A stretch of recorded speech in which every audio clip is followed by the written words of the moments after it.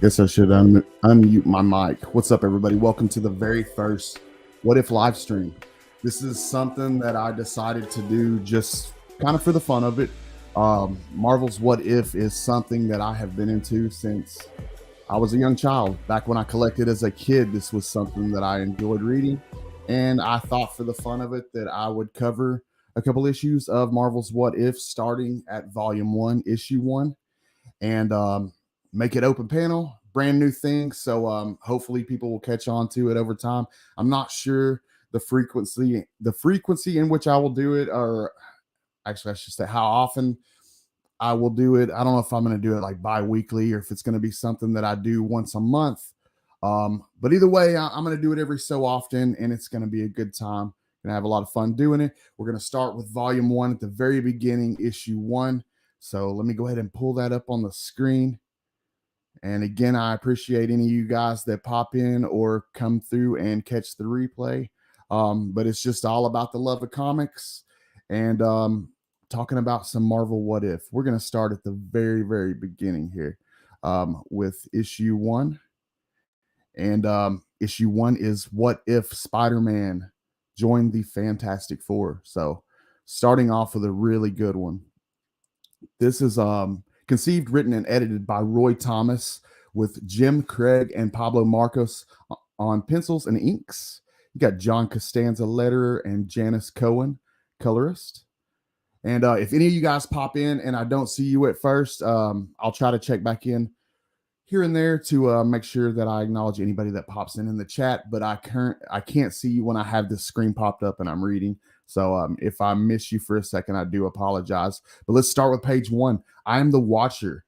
Since time out of mind, I have observed the rise and fall of civilizations, of worlds, of galaxies. I know all that is, most that has been, and much of what will be.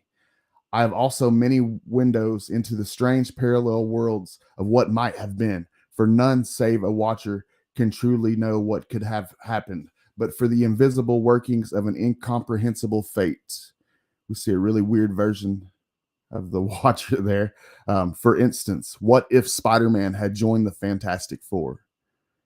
So I think this is actually a really cool what if story, and a very good one to start with, I feel like. So page 2 says, I know as well as do you privileged ones, now receiving my telepathic message, that this has never happened, at least not in your time continuum. But there are worlds within worlds, and worlds which exist side by side with your own, separated from it only by the thinnest web of cosmic gossamer. There is, for example, the parallel world in which Reed Richards, not Benjamin J. Grimm, became the rampaging, ultra-powerful thing. You have seen what occurred when those two worlds momentarily collided. These and other scenes on these pages are from various Marvel mags, past and present, but we'll let you tell us which ones, okay? Moving on to the next page. In a different sphere, the Axis powers won World War II, and only the combined powers of the Fantastic Four and the incomparable Invaders set things aright. In still another world, the Avengers have met and battled a group of superpowered beings known as the Squadron Supreme. I love the Squadron Supreme. It's a really cool. I've always thought they were a really cool team. And doubts exist as to whether Spider-Man's spectacular bout with a certain colorfully clad alien took place in this time continuum or another. There exists even alternative versions of Earth's future, which depend upon certain variables. In one, a race of Martians have conquered the planet, and only Killraven and his band dare rebel against them.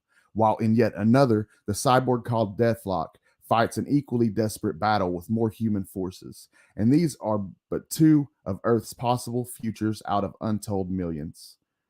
As you can see, we got Deathlock there, really cool. Yet it is with the past we are concerned for the moment, not the future. A past in which two fateful accidents caused the creation of 5 of the most unique human beings ever to live on any Earth. We see Peter Parker here getting bit by the spider. Not long afterward, a dying but temporarily radioactive spider bit a youth named Peter Parker, Al, turning a high school wallflower into one with the proportionate powers and abilities of a spider. And then we go back to the Watcher saying, first cosmic rays mutated 4 American adventurers into the Invisible Girl, the Thing, Mr. Fantastic, and the Human Torch. In short, the Fantastic Four. And so the Amazing Spider-Man was born. For years, the world has wondered what might have happened if these two living instruments for good had joined forces in those early days. And rest assured, such a thing nearly did happen, as seen in the now practically priceless Spider-Man #1. Many of you will remember that day, soon after Spider-Man's strange origin, when both selfless acts and commercial endeavors had failed to bring him the fame and fortune he wished. And then we go to Peter Parker's Spider-Man. I can't cash a check because I can't prove I'm someone called Spider-Man. And now the Daily Bugle has offered a cash reward for my capture. I need money, but I say, that authorized comic magazine, why didn't I think of it before? There's the way I can make some money, by joining the real Fantastic Four. Thus was born the thought that is father to the deed. And soon, they'll probably jump at the chance to have a teenager with superpowers working with them. It'll be a natural. Here's their private elevator, but the blamed thing isn't working. I forgot. It can only be operated by one of the four using a special electronic beam. Well, that won't stop Spider-Man. Forcing a couple of the locked doors open is mere child's play for. Heck, I didn't even figure the elevator would be above me. No room to climb past it. Minutes later, Peter Parker reached the roof of an adjacent, slightly smaller building. Well, there's more than one way to skin a cat. I should have thought of this right away. They'll probably be twice as impressed when they see how easily I get into their private skyscraper headquarters. We move on to the next page. Let's see. Jump over. See, we got on the next page. He says, we move to Spider-Man. He says, well, here goes nothing. Meanwhile, in the streets below, it's the Spider-Man. What a bonus I'll get for this shot. He's heading for the Fantastic Four's headquarters. But the colloquial called Fantastic Four. What is that word? Colloquial? The colloquially called Fantastic Four were hardly caught napping. The alarm, someone's trying to sneak in. He must be some kind of nut to think he can take us by surprise. There's his picture on our view plate. It's Spider-Man. Why didn't he phone for an appointment like anyone else? Because he's a teenage cornball show-off, just like the Torch. I love Ben Grimm. I love that character for those particular little wisecracks. But really cool character. How obliging of them to leave a window open for me. This is a breeze. Activate defense measures B, just to be safe. Greetings, group. You shouldn't make it so easy for people to drop in on you. Got news for you, loudmouth. It ain't that easy. What? A plexiglass cage dropped from the ceiling, and that steel plate that just came down behind you will stop you from leaving via the window. This gizmo may keep out the riffraff people, but it's a joke to me. That device cost us thousands. If you wreck it, don't worry, Rubberface. This squirt's going to be taught some manners right now. Ow, you big ape. Who do you think you're pushing around? You got Spider-Man taking on the Fantastic Four here. Pretty cool little scene. Did you forget you're messing with a guy who has the proportionate strength of a spider? For crying out, that's what I get for pulling my punch on account of his size. Ben Grimm insinuating that he was just holding back there. Pretty funny. Now hold it, son. We don't want to fight with any strangers, at least not till we know what we're fighting about. Who's fighting? Just consider this a little exhibition. So Spider-Man calling this just a little exhibition with the Fantastic Four. He caught my hand in that net of his. He certainly does live up to his name. While invisible, I might be able to get this rope over our impetuous young friend. My spider instinct senses danger behind me. Have to move fast. Who tossed that rope? I didn't see anyone. Wait, it must be Invisible Girl. Well, I'll just give her a whirl for her money. That's it, you animated insect. Fun's over, says the Human Torch. I'll settle you now. Flame on. He's got me in a circle of flame. Well, I'll just jump over that clown's little trap and keep out of his reaches until his flame dies down. Then it'll be my turn. Hey, stay still, darn it. Okay, that's enough. No more fun games, fella. Someone might get hurt. Now, suppose you tell us what you're here for. Get out of the way, Killjoy. Give me another crack at him, Thing says. It's about time, someone asked me. I come here to join up with you. I want to be a member of the Fantastic Four, so I thought I'd give you a demonstration of what I can do. Now, let's get down to business. How much does this job pay? I figure I'm worth your top salary. And Spider-Man, assuming that they're all getting paid well, I guess. I knew it. This kook has rocks in his head. Afraid you made a mistake, Spider-Man. We're a non-profit organization. We pay no salaries or bonus. Any profit we make goes into scientific research. You came to the wrong place, pal. This isn't General Motors. For a moment, things go just as they did in your world. We keep just enough money to pay our expenses. Reed Richards explains. Every other cent goes into developing the most effective super crime fighting apparatus we can create. Besides, aren't you wanted by the police? The thing says. This ain't Outlaws Anonymous, you know. I might have known. You're just like the rest, ready to believe the worst of anyone. Okay, keep me out of your group. Who needs you? I'll make you guys look like pikers. But now, instead of mere wistful reflection, Sue Storm acts. Spider-Man, wait. Come back. And something within Peter Parker responds in kind. Huh? All right, I always was a sucker for a pretty girl, even one who can turn invisible on me. So what's the scoop, lady? If you'll stop playing Mr. Hostility for a minute, maybe we can come to some kind of arrangement. Now, Sue, well, it can't hurt to hear him out, can it? Maybe we can afford him after all. That's the spirit. I'm not greedy. It's just that I need some money. Not a lot, but send him packing, Reed. Well, excuse me, y'all. Oh, we got somebody popping in. We got Freaky Louie. What's going on, man? Hope you're having a good morning, bro. Oh, we got Madam in the background. Sorry, Stephanie. I didn't see you backstage. I can't see the screen while I'm reading. How you doing It's this great. morning? Scotty, I just gotta say, like, I have read like 0 comic books, so it's nice to actually hear someone read one to me. Well, this is something that I've enjoyed. It's been a series that I've enjoyed reading since childhood, so I thought that I would hop on and just read a couple issues for the fun of it, and maybe some people would pop on and hang out. But I appreciate you joining me this morning. What are you up to? I'm just sculpting, so it's nice to hear you. This is nice background as I'm sculpting for sure. What you working on? Are you sculpting something in particular, or are I you just am. seeing where it goes?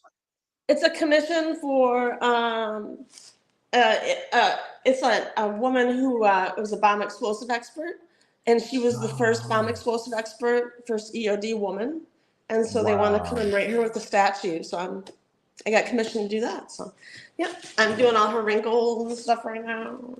Well, that is Yeah. really cool. Hold on, let me see if I can blow you up without messing this whole deal up. Crap. Let me Sorry. see. There we go. There we go. Oh, that's really cool. And you can see the back. Wow, that's highly detailed. I like that a lot. That's amazing. Thank you. Wow, the detail in the clothing and the fabric. That's what I'm working on right now is all the wrinkles, The Yeah. wrinkles are like my favorite part of the sculpting. That's so good. That looks really good. Thank you. Thank you. So I'm working Yeah, on it. that is awesome. We also had And some people pop.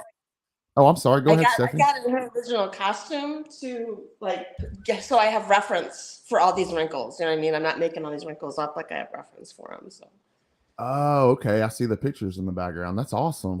That's really yeah, cool. yeah. We also had some people pop up in the chat. We had Freaky Louie. What's going on, man? We got Izzy from Izzyverse What saying, up, "Hey, Scotty, Izzy? what's up, man? Good What up, morning." Freaky Louie? We got my homie Joseph, Wolverine's Comic Shop, saying good morning. What's up, Joseph? Welcome, man. Just reading some Marvel's What If issue 1. So let me get that pulled back up. Let's see.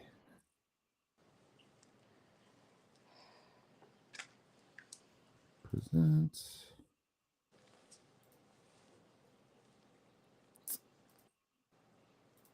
Okay.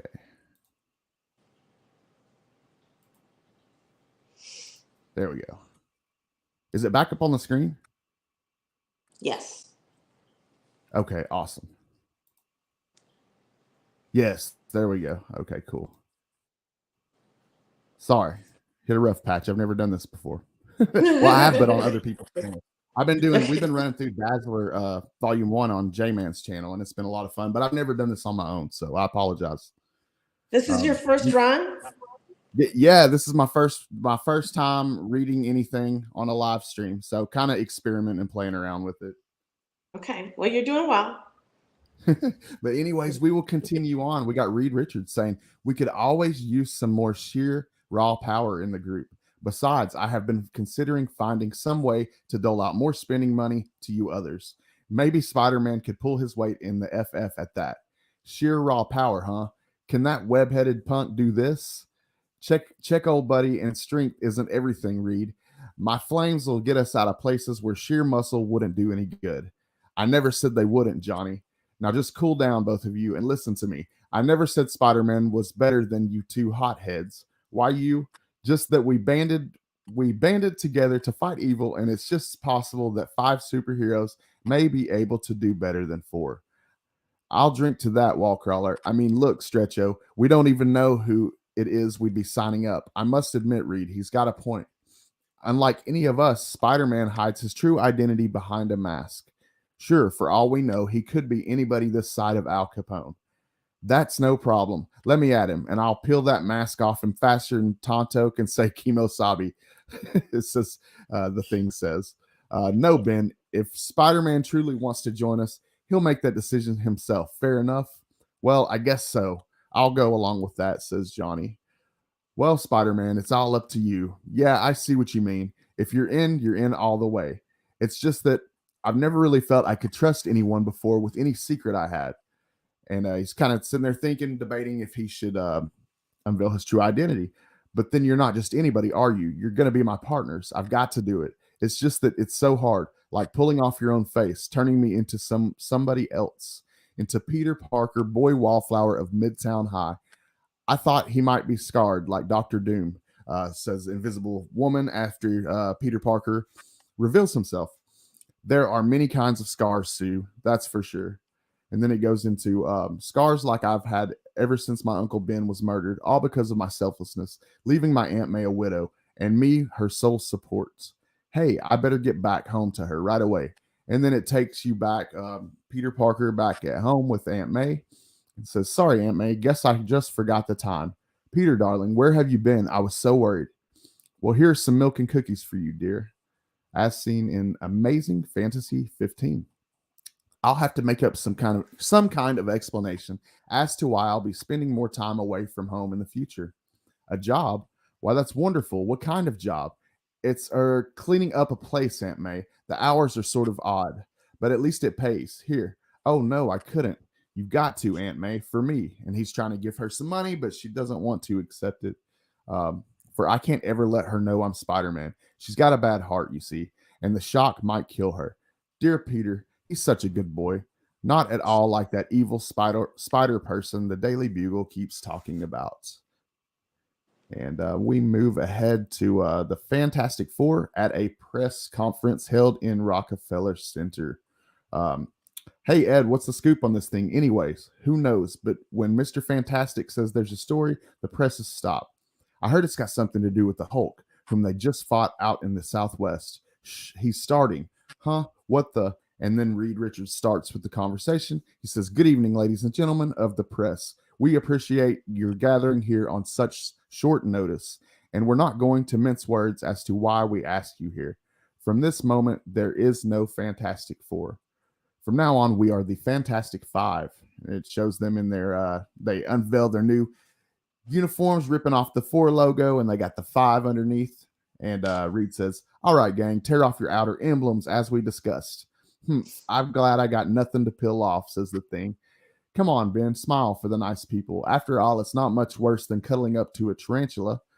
Fantastic Five. Then who's the fifth wheel? I'm glad you asked that question because here he comes. You got Spider-Man swinging out with the 5 logo on his chest. Kind of cool looking. It's different. The one and only Spider-Man. Thanks for the intro, Mr. F. Okay, Shutterbugs, we're posing for photos, and I'd like half a dozen 8x10 glossies. Spider-Man, we heard he was at their HQ earlier today, but he's a question mark. Nobody knows anything about him. So what do you think about it, Stephanie? What do you think about Spider-Man joining the Fantastic Four? Do you think that would be a cool team? I guess. I mean, I don't know much about storylines, but I mean, Yeah. can't Spider-Man handle it himself? I mean, he was pretty much taking on the whole Fantastic Four on his own in a sparring match earlier in the issue, so he can definitely hold his own. Okay. He What would is be, more done for him? I don't know. I think it'd be a cool addition to the team, though. I think it'd be a. What's up, Jay man? Welcome. He says, "Hey, Mention. boss, I'm at my day I saw job, the but saw you were Godfather's in live." the chat too.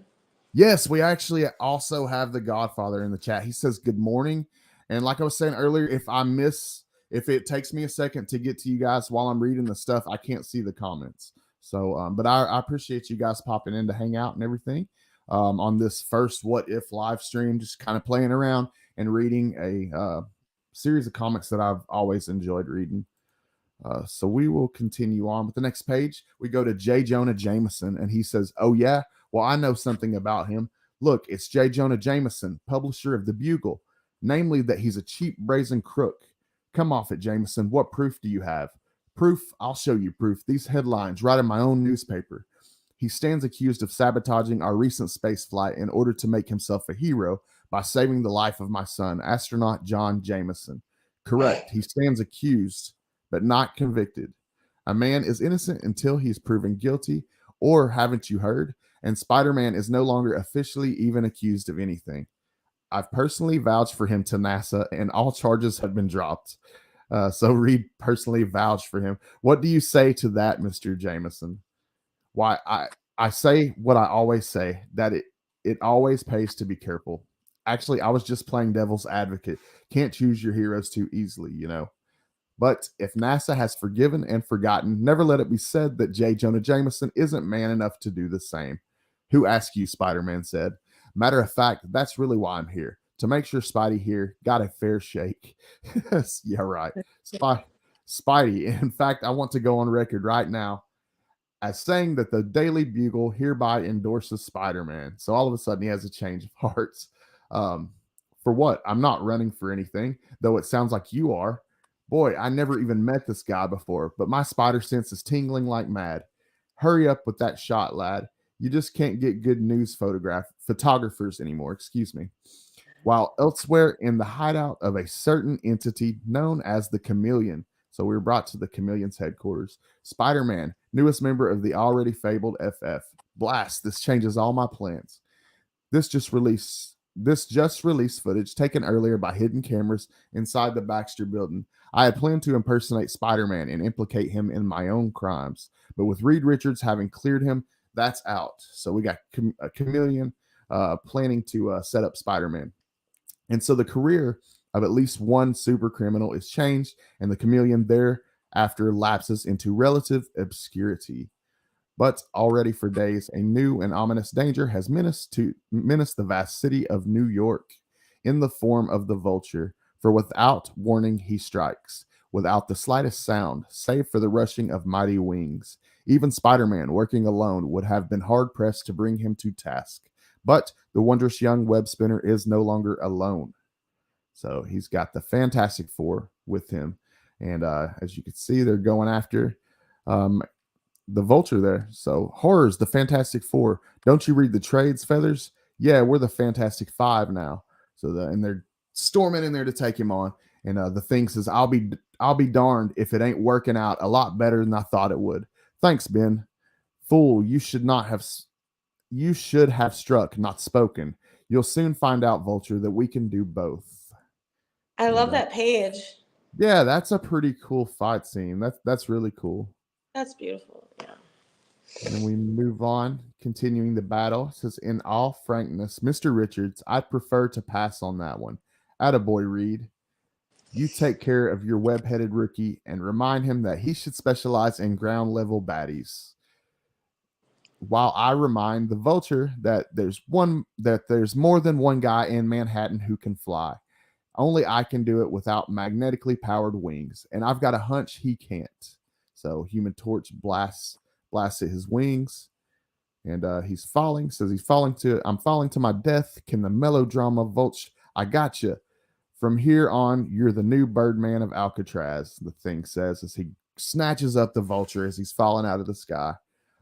In your world, Spider-Man would have had to invent an anti-magnetic inverter to counteract the Vulture's wings.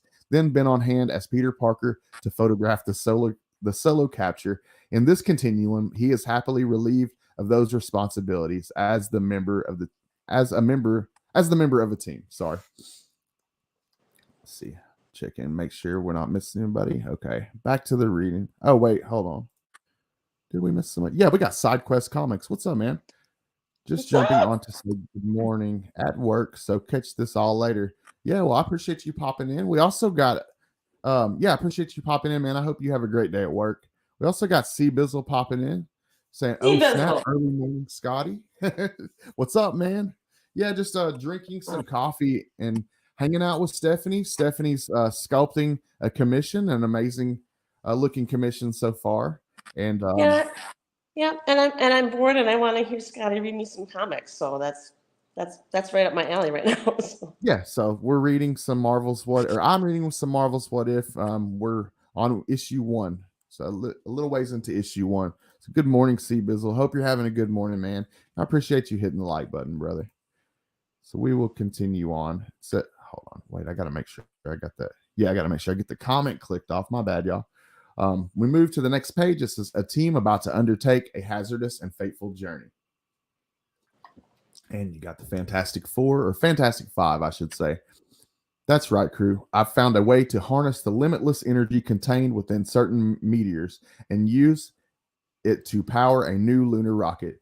Then America will win the space race. And we're going right with you, right, Stretch? Crap. I'm hitting buttons over here on accident. Almost, Ben. I've modified our experimental rocket so it will take us to the mysterious blue area of the moon. But there wasn't time to revamp the accommodations, so it'll still seat only 4 of us. Sue, you'll stay here and monitor. Whatever you say, Reed. So he makes Invisible Woman stay behind. So I makes the feel like woman. that's a little sexist. I know, right? Just stay at home, Sue. Stay at home and let the men handle it. So long, honey. We Wish us can cook luck. some dinner. Yeah. Just have dinner ready when we come back, please. And thank you. With Butterfingers Benji at the controls, we'll probably need it. Luck to all of you. But oh, how I wish I were going along. So she wishes she was along for the fight. Makes it worse. Yeah, and now that I think of it, I would be if Spider-Man hadn't joined us a few days ago. So she's a little upset about the situation now. Meanwhile, in the eastern hemisphere of your troubled globe, set the controls, Comrade Gorilla. You others settle back in your safety seats. Our great moment is at hand. Blast off. The Fantastic Four derive their great powers from being bombarded by cosmic rays, and utilizing the same source, I, Ivan Kragoff, shall soon be even more powerful than they. So we have an Ivan Kragoff plotting some evil stuff here. Says Ivan Kragoff's desperate scheme works as his simians, struck by cosmic rays, become a trio of weirdly powered super apes. So we got some super apes here. While Kragoff himself, now calling himself the Red Ghost because he can make his body unsolid, proves a difficult catch for the rampaging Thing. So we got some battle scenes here. We got the Thing taking him on. We got Spider-Man taking on these super apes. Spider-Man, of course, helps Ben Grimm by taking on single-handedly the awesome super apes. It looks like those apes could just make a little sandwich out of Spider-Man, no problem. I know, they're pretty big. You got the little the gray one like grabbing his legs, like looks like he's He's doing nothing. He's not helping at all. Just let the big one smash him. And then we got Reed Richards and Human Torch, giving Reed Richards and the Human Torch the chance to reach the long dead city, which gave the blue area of the moon its name. And moving back, we got the Watcher, and to realize with a shock that neither Americans nor Russians were first on that satellite. Yes, I, the Watcher, am there at that moment of destiny, though in a guise a bit more grim than I usually wear, so as to make the proper impression upon these mere mortals who have challenged the very universe. Soon afterward, of course, the costumed ones defeat Kragoff, though he manages to make his escape after a fashion. The details are hardly worth going into for our purpose. What does what does matter is that before long, the quartet are landing on Earth once again at a regular airport. And it says, "Look, Richards, your scanners show crowds at the gate, as the first Earthmen on the moon will be mobbed and probably lionized as well, Spider-Man. In a way, I wish Sue were here." So maybe a little regrets for not having Sue along, but I'm glad she wasn't along on this dangerous mission, especially since we four proved enough to handle it. So saying basically that they didn't even need her there. So Thank what the God she heck? was cooking dinner. I know, right? Yeah. But little does Richard suspect that while the four of them meet their eager public, Sue Storm, who's there, they may regret the delay. And then it shows the Submariner in the background. We got this panel here with the sub Namor in the background. It says, "Sue, this is the Submariner. Meet me." For Sue has long puzzled the fact that though she professes love to Reed Richards, she is strangely fascinated by the sea-dwelling Prince Namor. So let's see. We move to the next page and says, "And now, sensing suddenly that the amphibian needs her, she goes to a deserted pier on New York's Lower East Side. I'll remain invisible until I make certain it isn't a trick or a trap. No, it can't be a trap. It's him. I'd know him anywhere." And she walks up to Namor, says, "Namor, I've come. Why don't you speak? Why don't you say something?" But the Sea Monarch barely responds except to step wordlessly aside to reveal a hovering, fluttering hypnofish behind him. So we have this really weird one-eyed fish creature thing. And she says, "Oh, it's single hypnotic eye focused upon her. She is under your spell. Now do as I have instructed." So she has been tricked, and she is now under the spell of Namor, I suppose. And at Namor's command, the amazing creature forms a huge air buggle. Buggle? That's weird. I don't know if that was supposed to say bubble. I don't know. Air buggle. We'll go with it. Around her docile Is that a figure. typo? I don't know. It says air buggle. It's a bubble, right? It's obviously a bubble. Um. That's Anyways, strange. we'll go with air bubble around her docile figure and into the sea with her.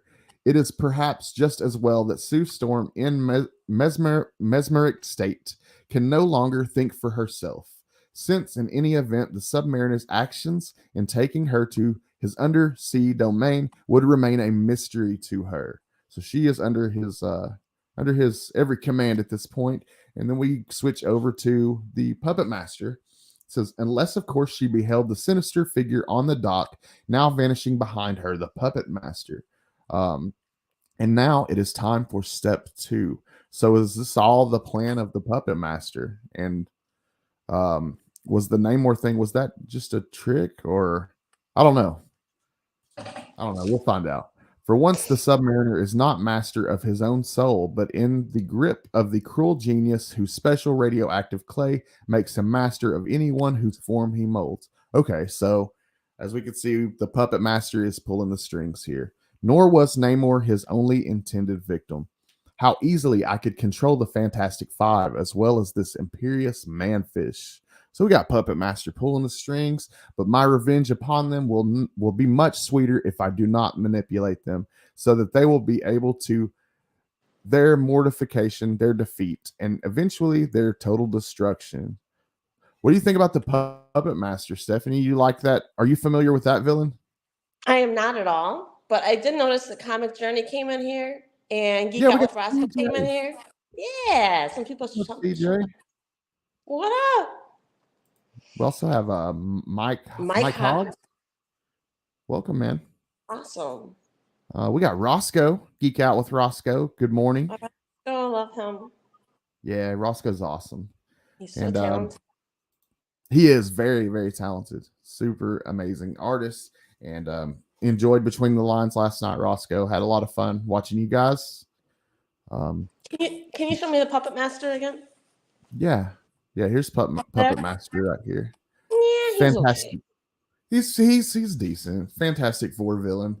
I guess he'd Okay. be like maybe a B or C list villain. Okay. I feel like he needs more like pizzazz on his character, you know, like, oh, we're just gonna give him a pink hat. Is that all he Right. There's some Pretty classic, Fantastic Four covers featuring Puppet Master. Oh, okay. Um, but anyways, I like. continuing I on. always like the flame or whatever. The flame guy. The Who, Human torch. Torch? The torch. Yeah. Oh yeah, yeah. Johnny's I like- awesome. He's depending on in the Dazzler stories, he's a little bit of a douchebag, but he's cool in most other stories. Though I like him in most other stuff. That's He funny. is though. He's horrible in the Dazzler series. He's a little He's a, douche. Yeah, he's a misogynist and douchebag. he kind of is. But um, moving back to the Fantastic Four and the Human Torch. At that moment, back at the skyscraper, quarters of the five. So no longer the Fantastic Four, the Fantastic Five. Hey, how much longer do I have to hold this blamed thing? It feels like it weighs 10 tons, says Ben Grimm as he's holding up this massive platform. And Reed Richards says, it does. That's the idea, Ben. I'm trying to test once and for all exactly what the limits of your strength are. And Johnny says, fess up, Reed.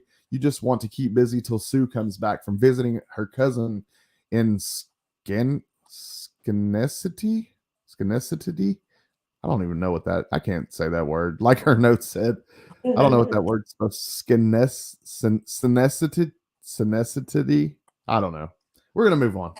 Look, Brad, stop playing hide and seek around me, or I'll shove this oversized toothpick down your throat. Oh, I'm just trying to see. Hey, look, look who's there. Who? I can't see over this nutty. It's the Submariner. Out of my way, Matchstick. I'm way ahead of you, pal. He's mine. And so Human Torch races towards Namor. Hey, what gives? I went right through him. So Human Torch goes darting towards him and goes right through the Submariner. Yeah, well, I won't. Relax, thing. You too, Torch. You probably just missed him. That's all hot stuff. Now I'll get him with my webbing. And holy Joe, that went right through him too. So none of the attacks are working. They're all going right through. So, but here's a little 10-ton greeting card that won't. Cripes, your blamed goo hit me right in the kisser, says Ben Grimm. Lost my grip on the girder. I yow. And then it falls, that big platform thing falls on Ben Grimm's foot. Looks like that hurt. But he's made of rock, though. So, you all right, Ben? Yeah, top drawer. Just don't ask me to do any punting for a couple of days, okay? Or for a couple of weeks, okay? Now, Namor, it's time to deal with you, says Reed. But why am I kidding myself? You're not Namor, just a mental projection of him. True, Richards. And I have come to tell you that the Invisible Girl is my prisoner. What? Why, you dirty. If you hurt my sister, check all the rooms, Johnny, fast. I'd help out, but I got some limping to catch up on. So the thing's limping around, and Namor's like, I stole your girl, Reed. And Human Torch flying around says, he must be telling it straight. She's not in any of the rooms I've checked. How about you, Spidey? Spidey says, she's not in here either. Of course, I could as a dopey question like, just how do you hunt down an invisible girl? But if I were that smart, I'd never have gotten into this nutty business in the first place. Looks like she's gone, Reed. Why you? And now, as my image fades away, I fling this challenge at you. I defy all of you to invade my undersea realm and attempt to rescue Sue Storm. For if you do, I shall destroy you all. Kind of seems like a trap. So he's gone, but we're going after him, says Reed. We'll rip up half the ocean floor if we have to, but we won't return without Sue. Now let's move. Woo, you sure you weren't a sergeant back in the war, says Spider-Man.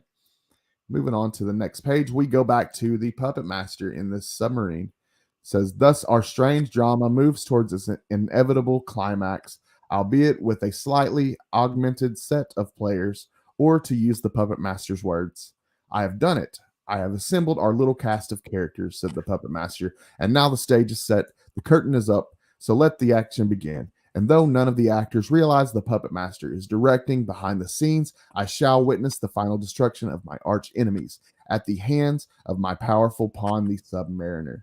Okay, Stretch, all set, but Alicia pulled a crying jag on me. I blame Near brought her along. Good thing you didn't, old friend. This is no place for a blind girl. On your world, of course, Alicia Masters did indeed accompany the Fantastic Four. Soon after, hey, Big Brain, how do you know what part of this puddle you're going to find the Submariner in. I don't. We'll have to just take potluck. But I suspect he inhabits the very deepest regions of the Atlantic, such as this area. Be on guard, all of you, especially you, Spider-Man. You haven't tangled with Namor before. I'm shivering in my little pink booties. Hey, that's my kind of line, says Ben Grimm. Eyes front, crew. So I would think, though, like, wouldn't Namor set off Spider-Man's Spidey sense? And why does Spidey have pink boots? Is that him who said he was shaking?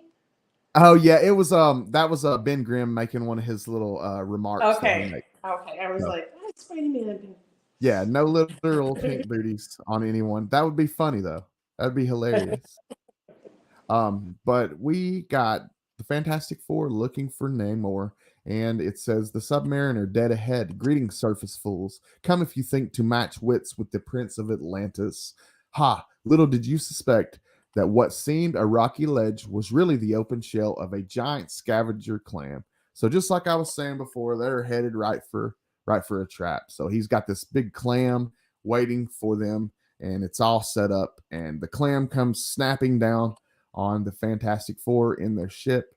And it says, soon in the undersea palace where Namor dwells alone, not yet having located as his scattered Atlantean subjects. So I guess at this point, he did not. Namor's rolling alone. He didn't have a crew, basically. So if you wonder how you got here, the giant clam which you trapped gives off chloroform like vapors, which puts you to sleep. But now you are awake and you are my prisoners. So he has chloroformed the Fantastic Four. Don't bet on it, Namor. Only time will tell whether you've captured us or whether we've finally succeeded in tracking you down.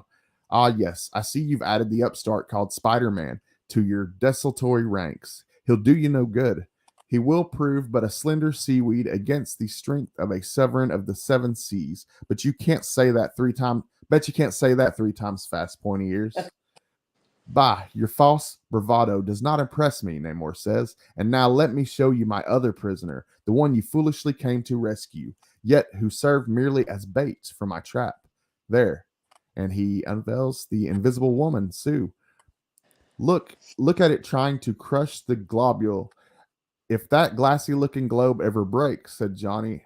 And then we go back to Namor. He says, I have but to draw the curtain to reveal your precious Sue Storm inside an air-filled globule in my trophy tank, guarded by the mightiest octopus on this planet. Easy, Johnny. There's something strange about the Submariner. In his own inhuman way, he loves Sue, says Reed Richards. He'd never put her in jeopardy like that. So moving on to the next page, we'll put him in jeopardy for a change, says Ben Grimm. I will battle you one by one, as if the custom of my people. Who shall be first, says Namor. Me, you flat-headed creep. That's my sister in there. Flame on. And then Spider-Man, we go to Spider-Man, and he's thinking, sister, fiance, or not, they'd risk their lives for each other like a shot. Got to admit it, these guys are great. So fantastic, or Spider-Man reflecting on his time with Fantastic Four and thinking that they're pretty good people, the way that they'll fight for each other. And he's riding with a good crew. So prepare yourself for a surprise, Torch. There is an undersea creature which lives in a cold, icy grave. To keep alive, it actually devours any kind of heat. And this is it. The living weapon with which I shall defeat your flaming power once and for all. A ravenous, unthinking flame eater. And then it is working. He is absorbing the heat from your body as a sponge absorbs water. Can't stay aloft. My flame getting too weak, said the Human Torch. But at last I won't hurt myself falling.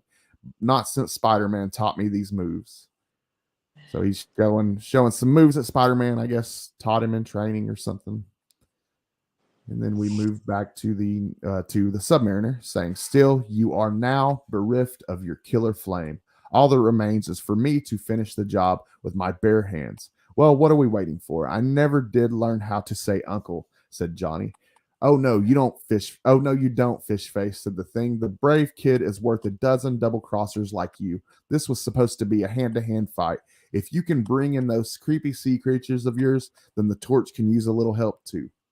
So moving on to the next page. Oh, we got Phil's treehouse in here. What's going on, Phil? Like I was saying earlier, If it takes me a second to say hi to you guys, I'm not looking you over. I can't see the comments while I'm reading. But what's up, Phil? I appreciate you popping in, man. And we got Daredevil NYC, my homie. What's up? Says, what's good, everyone? Love you, brother. Hey, what's up, man? Much love to you, bro. And thanks for coming in and hanging out with us as we drink some coffee and read some Marvel's What If. Or I'm reading Marvel's What If. You guys can just hang out and follow along or whatever you want to do. I appreciate you coming by. We got Otaku Tour Guide. What's up? What's going on? Just hanging out. Me and Stephanie are hanging out. She is working on some sculpting. I think I may have underestimated how long it's going to do this, Stephanie. I was going to do 4 issues. I think I may only do 2 issues. I thought maybe I would be able to do 4 issues in 2 hours, but I'm thinking I'll probably only be able to cover 2 issues in 4 hours. So, little learning curve. I may only do 2 issues.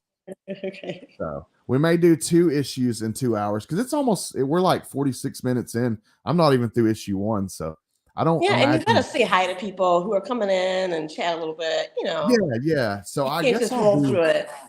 Yeah, so moving forward, I guess I'll do like 2 issues at a time because 4 would be way too much. Yeah.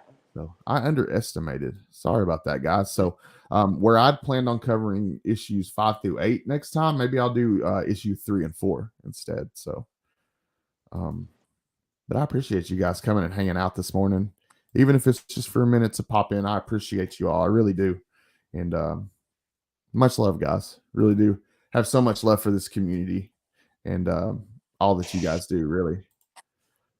Moving on to the next page, we got the Thing and Submariner. You hit my vape and take a drink of my coffee real quick.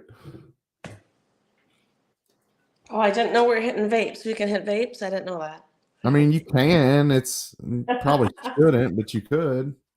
I need more coffee, though, for sure. But we got Ben Grimm here fighting Namor, and he says, or Namor says, you will find that Prince Namor is not a puny surface man who cringes at the sound of the Thing's voice.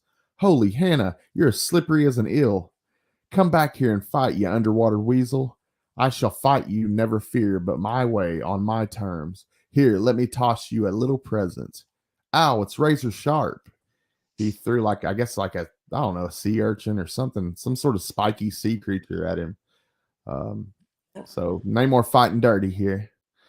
So my dagger needled, it says coral. Dagger needled coral. My dagger needled coral is not to your liking. Well, then perhaps this bit of deep sea fungus will suit you better. Come and fight, you crumb. So he's throwing fungus, he's throwing coral. Namor's fighting dirty. You fight me on. Do what, Stephanie? I gotta say, there's not much to throw in the sea, and that's really terrifying here. Yeah. Where'd the fungus come from? Where did that? Throw him a shark or something, something scary. Yeah. You have all the underwater sea creatures at your will, and he's flinging fungus. So, anyways, Namor says, you fight on my home ground now, Thing. And so Spider-Man says, okay, eyebrows. So this is your turf. Even if you have drained out all of the water, just remember, even the home team's been known to lose one now and then.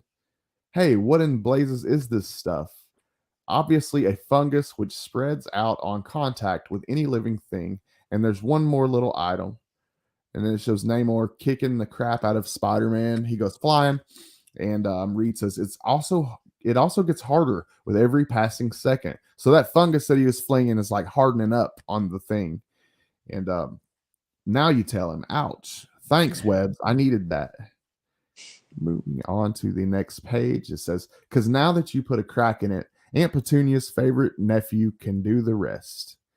Good work, partner. We're beginning to shake his confidence, but now he's mine. Check. I guess you've got it coming. After all, Sue's your girl. That's what I've always thought, but is she? Namor didn't invade our HQ. Sue must have gone with him at first. I've always longed for a meeting like this, so we could settle things between the 3 of us once and for all. But better get back to taking care of business. Namor says, I have always felt, Richards, that you were the most coldly dangerous of all your group. I hope you're right. How do you feel now being trapped in a living cell, just as you fashioned one for the thing? And Namor says, you cannot maintain this pressure forever. You will have to release this tension sooner or later. And when you do, and Reed says he's right. Already I've overstretched my limits. He'll Spider-Man. You got Spider-Man doing the little thwip thing. He gets in with the web. Don't act so surprised, boss of bosses. After all, I got to earn this week's lunch money, don't I? Sorry, I can't trade quips with you just now, Spidey, but Sue. And sheesh, got so wrapped up in wrapping Namor up, I forgot all about her. But luckily, the thing sure didn't. And we go back to the thing going after Sue. With she's still in that bubble, being trapped by that huge octopus there in the panel. And Thing says, "Don't worry, Sue gal. I know you can't hear me in there, but just hold on a little longer, and you'll be home free." So he's gonna go try to rescue Sue. He says, first thing I've got to do is get rid of that giant octopus. Well, it ain't Saturday night, but a little bath never hurt anybody. Look at the size of this gaping glob. If I saw him in one of them comic mags the Marvel people put out about us, I'd think they'd flip their gourd. But anyway, score one for our side. He's turned away from that. He's turned away from trying to shatter that globe. There, got a hold of his tentacles. His brain's so small that I'll swing him out of here before he can even think of trying to break my hold. But aren't octopus extremely intelligent, though? Yes. They're so smart, I've stopped eating them. Yeah, they're extremely intelligent, is what I was to understand. Anyways, so we got the Thing, Ben Grimm, and he is rescuing Sue here. That takes care of Cuddles. Atta girl, Sue. Just hold your breath for a couple more seconds. Not a whimper out of her. First time I ever saw a female who could keep her mouth shut so long. Jesus Christ! Wow. Wow. So, God, okay. I'm here to weigh in. Wow. Yeah, man. Okay. So moving on, Ben Grimm, of course, has just revealed that in any time continuum, his knowledge of the ways of women is something less than perfect. That's for sure. Yet another pair of eyes than ours are focused on this triumphant scene. The Fantastic Five are more powerful than I thought. We go back to the Puppet Master. This is not the way I planned it. Now I myself must take a hand and destroy them all. So he's pissed. He's just going to take matters into his own hands. Namor's not doing the job. So you got to do, if you want the job done right, you got to do it yourself sometimes. The Submariner has not really tried to kill them, only to defeat them. I must change that. So long as you are my puppet, you must do my bidding. You must slay the real Fantastic Four, just as I have toppled their puppet images. Now strike, strike. We go back to the Fantastic Four, and Namor and Reed is saying, Namor, let's stop the useless struggle. Why must we always battle each other? What's made you turn against us? Turn against Sue. Namor says, stay back. The time for words is long past. I must put an end to you now, to all of you. I have no other choice. No other choice? That doesn't sound like the Submariner we know and loathe. I never met old pointy ears before, but my spider sense is tingling like crazy, as if there's another presence here, something controlling Namor, as if he were a puppet. Reed says, a puppet, of course, the Puppet Master. That would explain everything. But it can't be. He's dead, or is he? So Reed, realizing that maybe the Puppet Master is pulling the strings here. This plant is my ultimate weapon. It will release a gas which no living creature can withstand, and its fumes shall now destroy you all. Yes, that's it. Release the fumes. I command you. You must obey me. I must obey. Must kill them all. They are my enemies. Yet Sue is among them. So Namor falling into the Puppet Master's commands. Yet why must they perish? Why can I not stay my hand? So Namor questioning things, questioning what's going on here. We go back to the Fantastic Four and Thing saying, I'll stay his hand and the rest of them too. Let me at that. Wait, All of you, stop. Sue, you're defending the Submariner after he's not to blame for what happened, Sue said. Spider-Man was right. Can't you see? Namor is under some sort of spell. I know it. Just then, the giant octopus hurled moments before to the top of Namor's dome by the rampaging thing, shattered the thick plexiglass shell in an awesome display of almost limitless strength. Amazing, ain't it? How much the wondrous watcher talks like old Smiling Stan used to. Then, seeking a new victim, up ahead, something. Oh no, it's the beast, says the puppet master. It's the giant octopus coming toward my sub. My only chance is to carve a puppet of him so I can control him. So I guess that's how he controls his victims, is he carves puppets of them and uses those as his way of controlling them. I guess I don't know too much about this character, honestly. Any of you guys fans of the Puppet Master? Any of you guys in the comments? We got Southern Comic Geek. What's going on, man? Did I click you out, Stephanie? No, I couldn't hear. I got a like a phone call, and then all of a sudden I couldn't hear you talk anymore, so I had to jump out. Oh, okay. I was just making sure I didn't like accidentally click you off or anything. No, okay, cool. Welcome. Good morning, Southern Comic Geek. Thanks for coming out. As me and Stephanie hang out, she's working on a beautiful commission, and I'm reading some Marvel What If. Yeah. Thanks for joining us. Yeah. I was going to cover the first 4 issues, but I'm kind of realizing how long this is actually going to take. So I'm going to do the first 2 issues, and then we'll do issues 3 and 4 on the next episode. Thanks for joining me, guys. I appreciate it. I really do. Moving back to that crazy octopus. Oh no, it's the beast, the giant octopus coming toward the sub. My only chance is to carve a puppet of him so I can control it. But in this frantic haste, the puppet master has forgotten one salient fact. You cannot control the mind of a creature which is virtually mindless. No, stay back, I command you. And the octopus wraps around, as you can see, the puppet master's submarine or whatever kind of underwater vessel. At that same split second within the subsea dome, Namor says, "Oh, my head, the pressure, it's gone. Look, something's happened to Namor," Sue says, "and something's going to happen to us if somebody don't stop all that water pouring in," says Ben Grimm. And Spider-Man comes in saying, "No problem, big fella. My webbing will do the trick." "Ah, come off it, wall crawler. You know it's just reinforcing my welding job," says the Torch. "If you'd stayed in Forest Hills, we'd be just as high and dry. Now Richards will continue our battle. At your service, Namor. We'll settle our rivalry over Sue for good." "Namor, Reed, you can't settle it that way. The only one who can decide is me.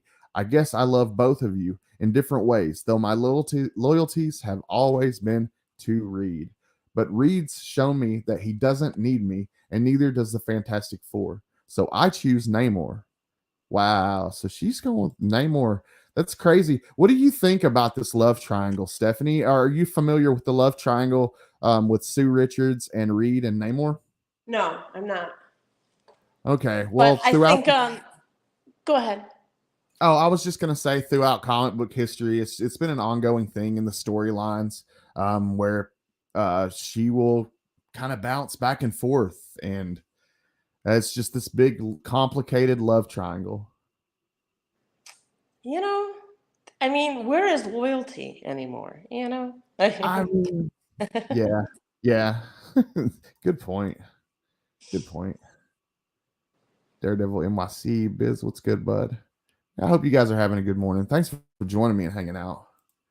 What do you guys think about this whole crazy little love triangle between Sue and Reed and Namor? Who do you guys feel like is the better couple? Is she better with Reed, or is Reed mean to her? Is she better with Namor, or is she just better on her own without either one of these guys? Honestly, ooh, good one, good thoughts. I think that might very well be the answer. I don't know. What do you guys think, though? Let me know in the comments. I'm curious to see. I think she should go out on her own, and there's plenty of fish in the sea. I think you're right, Stephanie. I think she might be better on her own. But Reed is saying, "What? But Sue, you can't. You'll perish underwater."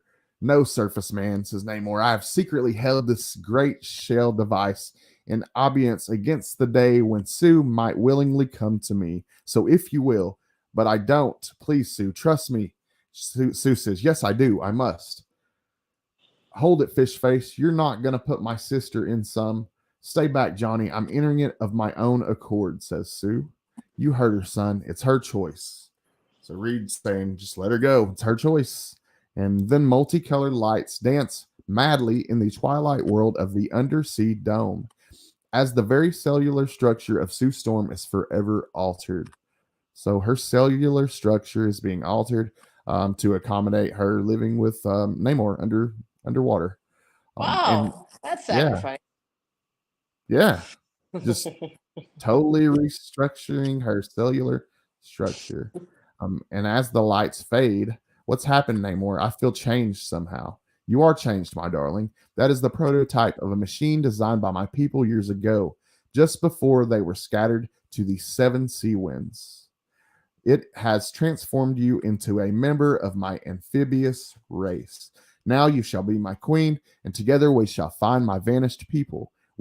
Namor, I can't breathe, says Sue.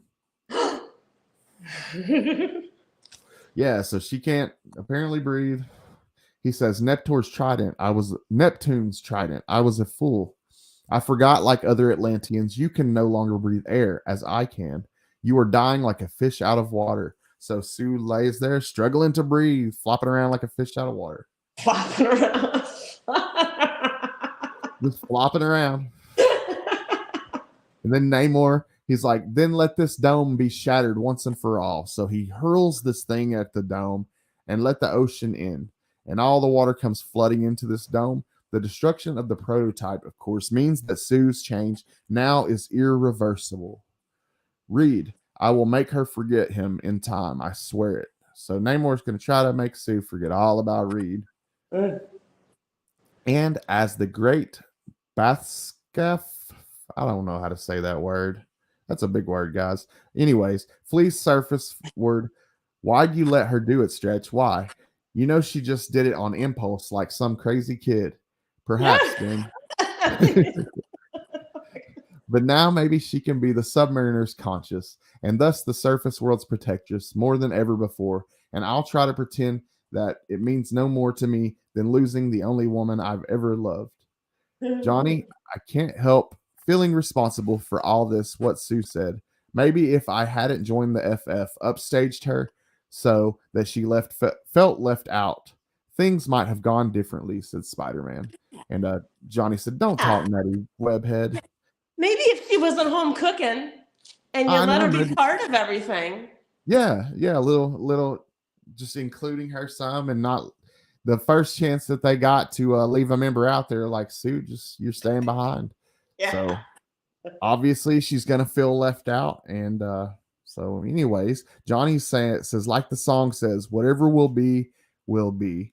It's fate, kismet, and there's nothing any of us can do about it. If you'd never joined the FF, things would probably have worked out exactly the same. Spider-Man's like, yeah, I guess you're right. So we go back to the Watcher, and the Watcher says there are worlds within worlds, worlds which exist side by side with your own, and in each of them, men and women must make choices. Choice will affect their own destinies and perhaps that of the universe. I know, for I am the Watcher. And it ends right there, and says in the next issue, we have what if the Hulk had always had Banner's brain. Well, that was a great ending. That was a great ending. Last couple of words there, his little line there was great. And very true. Yeah, that was a pretty good first issue. Kind of left some things unresolved, I guess. But it was cool. I liked it. So Sue's breathing water right now? Yeah, I guess so. Does she have pointy ears now? I don't know, because she I don't know, because it said that like she transformed her cellular Right. Um, but then she couldn't breathe, and I don't know. I don't know. It was pretty good first issue though. I liked it. I always wondered, as a kid, I thought it was cool to see Spider-Man team up with different teams. I thought that I really thought it was cool when they did the different version of the Fantastic Four, where you had Spider-Man and Wolverine and Ghost Rider and shit. What was the fourth dude? My mind's going blank because I'm on live right now. Wolverine. What was the other the new Fantastic Four, guys? Let me know in the comments. I'm drawing a blank right now, but that was a really Yeah, cool. because Stephanie doesn't know. Yeah, that's for sure. Yeah, it was. Yeah, Hulk. Okay, Hulk. Yeah, there you go. Thank you, Southern Comic Geek. But yeah, that was a really cool version of the Fantastic Four, I thought. Um, but for issue 2, though, oh man, did I miss? Yeah, Theirs we is got in Dirt. there. Good morning, man. What's What going on, up? dude? I hope that you're having a good morning at work. Um, I appreciate you coming out, dude. I hope you have a good day. See, I want to make sure that I'm not missing anybody else. I think that's Yeah. yeah. So how's it coming with your sculpting, Stephanie? How's that coming along? This is my happy place. This is Scott. This is like my when I just get to sit here and make wrinkles. Like this is like extremely exciting and enjoyable for me. That might not be enjoyable for other people. Like other people, it might be like accounting or something, which would be like hell for me. But like this, this is my happy place. So I'm So having like a good. when you're doing it and you're creating like that, like what's going through your mind? Is your mind blank? Are you not thinking of anything? Are you thinking solely of the project, or what's going through your mind when you create? Well, I am listening to you, Well, watching thank you. you. But Well, thank also you. in my mind, I'm thinking like I'm just making logical decisions. All it is decision making. You know, like does this go here? Is there too much here? Do I take less off here? Is this right here? I'm just trying to make it all correct, Do as you close to the picture as I can, and I'm use that as my not my guide, but like my muse, my god. You know, I'm following that okay? strictly, and that will not lead me astray. I find How when do I you try to work off solely off of references. and like how do you know when you get how do you know when you're finished with it? Like, do you just know when it's done, or Um, I know it has to be done in like another month or something. So what I mean, it's hard for me to like finish something if there's no like I have ADHD, so it's hard for me to like finish stuff. yeah? Um, very hard for me to finish. Like I'll get 90% of the way finished and then I'll like stop and I won't finish it. And I just want it to still breathe or something. I don't know. It's hard for me What to do the 90%, the 10%. But if I have a commission, I can finish it then. I can finish the other 10% because I have a deadline. Well, how does oh shit. I just went blank. I hate when that happens. I had another question I was going to ask you, It's and I lost it. okay. Maybe it'll come back to me in a second. Yeah. I was going to ask you something about the process of doing it, and it just totally slipped my mind. Yeah. That's But okay. I don't It'll know. come I back. enjoy it. I think that that's really cool. That was I was playing around with some clay a couple years ago, and trying to learn a little bit about that, and it's very difficult. And I admire anybody that can do it. It's crazy. Well, thank you so much, Scotty. But for me, I think it's really for me. I find it to be something I for me it's easy, right? Because I've 'Cause studied it for so long. Like ever since I was little, I always knew this is what I wanted to do. So therefore, like I've learned a lot. I've studied it for so many years, and for me, it's easy now and it's enjoyable to like just whip stuff out. Um, yeah, yeah, well, that's awesome. I'm glad that you have that and have something that you enjoy doing and it's peaceful to you. yeah. I really lucked out that way. A lot of people like they don't know what they want to do with life. And they're like, I don't know what I want as my calling and all that stuff. Yep. But like I feel very blessed that like I knew from a young age like that was kind of what I wanted. That's what Yeah. I gravitated towards. And you're very talented at it. You definitely should keep on with it. You're very talented. Thank you. Thanks, Scott. That's my plan, is to take over the world and be the most famous sculptor. So I just am backed up for years with work. Nice, nice. I love it. Well, guys, we got issue 2 of Marvel's What If. And in this issue is what if the Hulk had the brain of Bruce Banner? So we're going to find out what would happen if the Hulk had the intelligence of Bruce Banner. So that's going to be interesting. Who's Bruce Banner? Bruce Banner is the um the guy that transforms into the Hulk, and Okay. and he has the Hulk in his brain, always fighting to get out and take over. I And see. Bruce Banner tries to suppress the Hulk because he loses control when the Hulk comes out. He's not in control anymore. The Hulk takes over and does what he wants. So it's an ongoing struggle throughout the Hulk's storyline in Marvel Comics, where Bruce is trying to keep control of himself and not let the Hulk out and take the Hulk take over. So, yeah, That's such a great metaphor for life. yeah, absolutely, absolutely. And but this one explores what if the Hulk had always had Bruce Banner's brain. So we're going to get to see a smarter version of the Hulk here, I guess. Okay. Cool. But it opens with a really cool first page here. And That it is says, nice.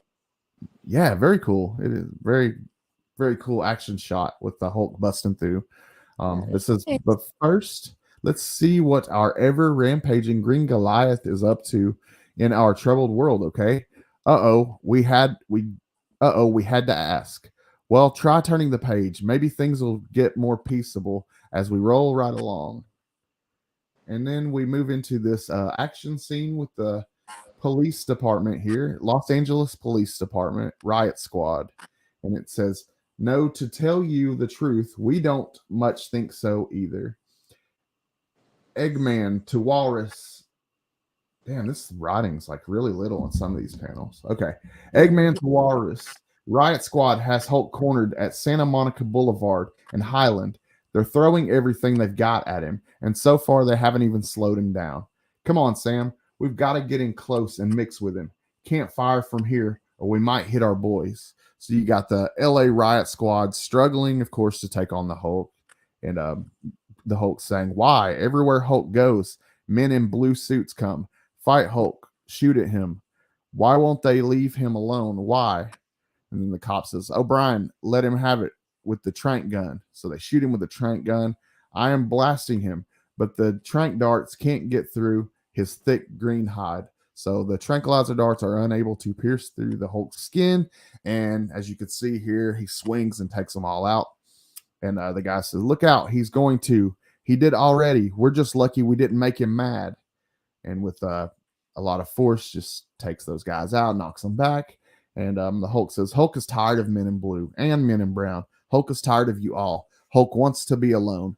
There he goes. Even our choppers won't be able to catch him now. But Hulk didn't want to go to City of Little Men. It was puny Banner who went there, not Hulk. Banner always takes Hulk to places where blue men or brown men chase Hulk, but they won't chase Hulk all the way out here. Or if they do, Hulk will smash. No, they did not follow Hulk. Good, then Hulk can be alone. Alone to think. But it is always so hard for Hulk to think. It makes Hulk's head hurt. Worse than when a whole building falls on it. And Hulk doesn't know what Hulk is trying to think about. It just seems like something Hulk should do. But Hulk doesn't know why. The Watcher comes in and says, I could tell you the answer to your dilemma, my green screen behemoth.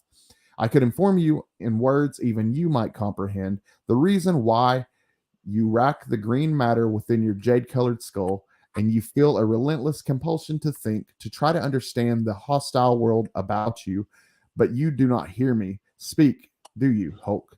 For I do not will that you do so. And cool full panel or cool full page of the Watcher here. I like how he's drawn. Nice. Yeah, I like how he's drawn too. That's nice. I like the hot pink behind him. It helps it I pop. know it really does pop. It looks really good. I like that. Um, After all, as it not my sworn duty merely to stand passively by, observing the births and lives and deaths of men and of universes, am I not fated forever to know the future in its infinite variations, yet bound by a sacred oath never to interfere? In short, I I not the watcher? So yeah, that's really cool. Really cool. Moving on to the next page, we continue with the Watcher saying, "It is because of the man you are that you feel the irrepressible urge to think. You are like a lion bereft of his claws, yet forever straining to rend his prey with vanished talons. That is the Bruce Banner side of you, trying to communicate with you, escape from you, yet forever imprisoned, except for brief periods, within your brutish form. Ever since that dire day, long since when a tower of terror stood against the afternoon sky, there alone in the southwestern desert of the Earth's United States stood the most awesome weapon ever created by man, the incredible gamma bomb, as seen in the Immortal Hulk issue 1, 1962. And It miles says that. away. Do what, Stephanie? It says that, and then as seen in Immortal Heart 1962. Yeah, and like a little side box. Oh, I see. Okay, I was like, Yeah, that's from the I guess it's little side box from the writer. okay. Um, and miles away in a solid concrete bunker, no man was more tense than Dr. Robert Bruce Banner, the mortal whose genius had created the G bomb. A few seconds more, and we'll know whether we have succeeded or not, said Banner. I still say you should have shared your secret with us, your fellow scientists. What if something happened to you? Quiet, Igor, said Banner. Here comes General Ross. General Ross comes in. You can see him in this panel right here. He says, Well, Banner, are you ready to test that blamed bomb of yours or not? All these delays. Be fair, Daddy. I'm sure Dr. Banner knows what he's doing. Thank you, Miss Ross. Now, if you excuse me, it's time for the final countdown. It's ding dong well about time. Confounded milksop. Okay. Uh, Banners says, in a few minutes, we'll finally learn what happens when powerful gamma rays are released. Wait, what's that? Good Lord, it's a boy, a teenager driving into a test area. Igor, delay the countdown until I can get to that boy. Delay the, sure.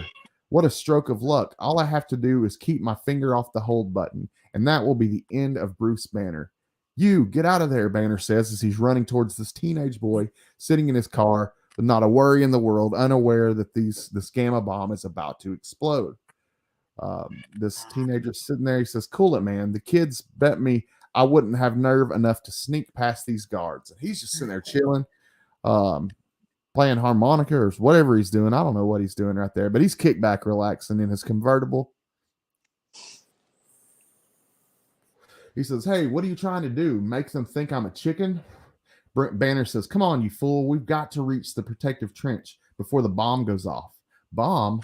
Meanwhile, an unsuspected technician, not having been told to delay the firing, touched a finger to the fatal button. 3, 2, 1, 0. So he hits the button, and the universe went mad. There, you're safe now, Al. And he manages to get the teen pushed down into the trench. But as you can see, Banner himself is blasted with the gamma radiation from this bomb that just went off. Although many miles from Bomb Zero, Dr. Bruce Banner was bathed in the full force of the mysterious gamma rays. The world seemed to stand still, trembling on the brink of infinity as his ear-splitting scream filled the air, and he was still screaming hours later when he's coming out of it. Thank heaven. Banner, it's a miracle you're still alive. You absorbed the full impact of the gamma bomb. How did I get here? Banner says. My name is Rick Jones, and I brought you here. You saved my dumb life out there today, and I figured it was the least I could do for you. So the teenager that was hanging out in the car was Rick Jones. So, yet even in his waking moments, Bruce Banner knew he would undoubtedly soon be dead of radiation poisoning. We cut back to the Watcher saying, and left alone moments later with Rick Jones as night fell. So we go to Banner and Rick. How long are they going to keep us here, Doc? I'm beginning to feel strange, my head throbbing. This must be the end. So I'm guessing they're quarantined from the radiation exposure here. The whole world's gone batty. Even this kooky radio won't give out anything but static. That's no radio. It's a Geiger counter, and it's going wild. And if you guys are unfamiliar with what a Geiger counter is, it measures levels of radiation. It's getting louder and louder, faster and faster. What's happening? What is happening? And we witness the first transformation of Bruce Banner into the Hulk here. Oh. So pretty cool in this what if story. Anyways, They could have done some more transformation. yeah, scenes. You know, yeah. a few more It all. transitional. No, I agree. I totally agree. You got the panel where he has green hair knelt down, and then the next panel you see is the Hulk. They could have did like a 3 or 4 panel transformation. That would have been cool. Yeah, having it come out of his face slowly or something. Yeah. Yeah, that would have been cool. I agree. But what's his name? Crap, I'm already forgetting his name. Rick Jones. Rick Jones. Sorry. Rick Jones says, "Hey, look at you. You've changed. Get out of my way, insect. Where am I? Why am I locked in here? I want to get out. Out." And the rampaging monster did get out to become a dangerous menace at large. Then we move on to the next page with we got General Ross there. I just want to check back in with you guys, make sure nobody else has popped up. We got C Bizzle still hanging out. Man, I appreciate you guys hanging out. We have Wellbore popping in. What's going on, bro? Just stepping in to say hi and have a great day, everyone. I'll have to catch the replay later.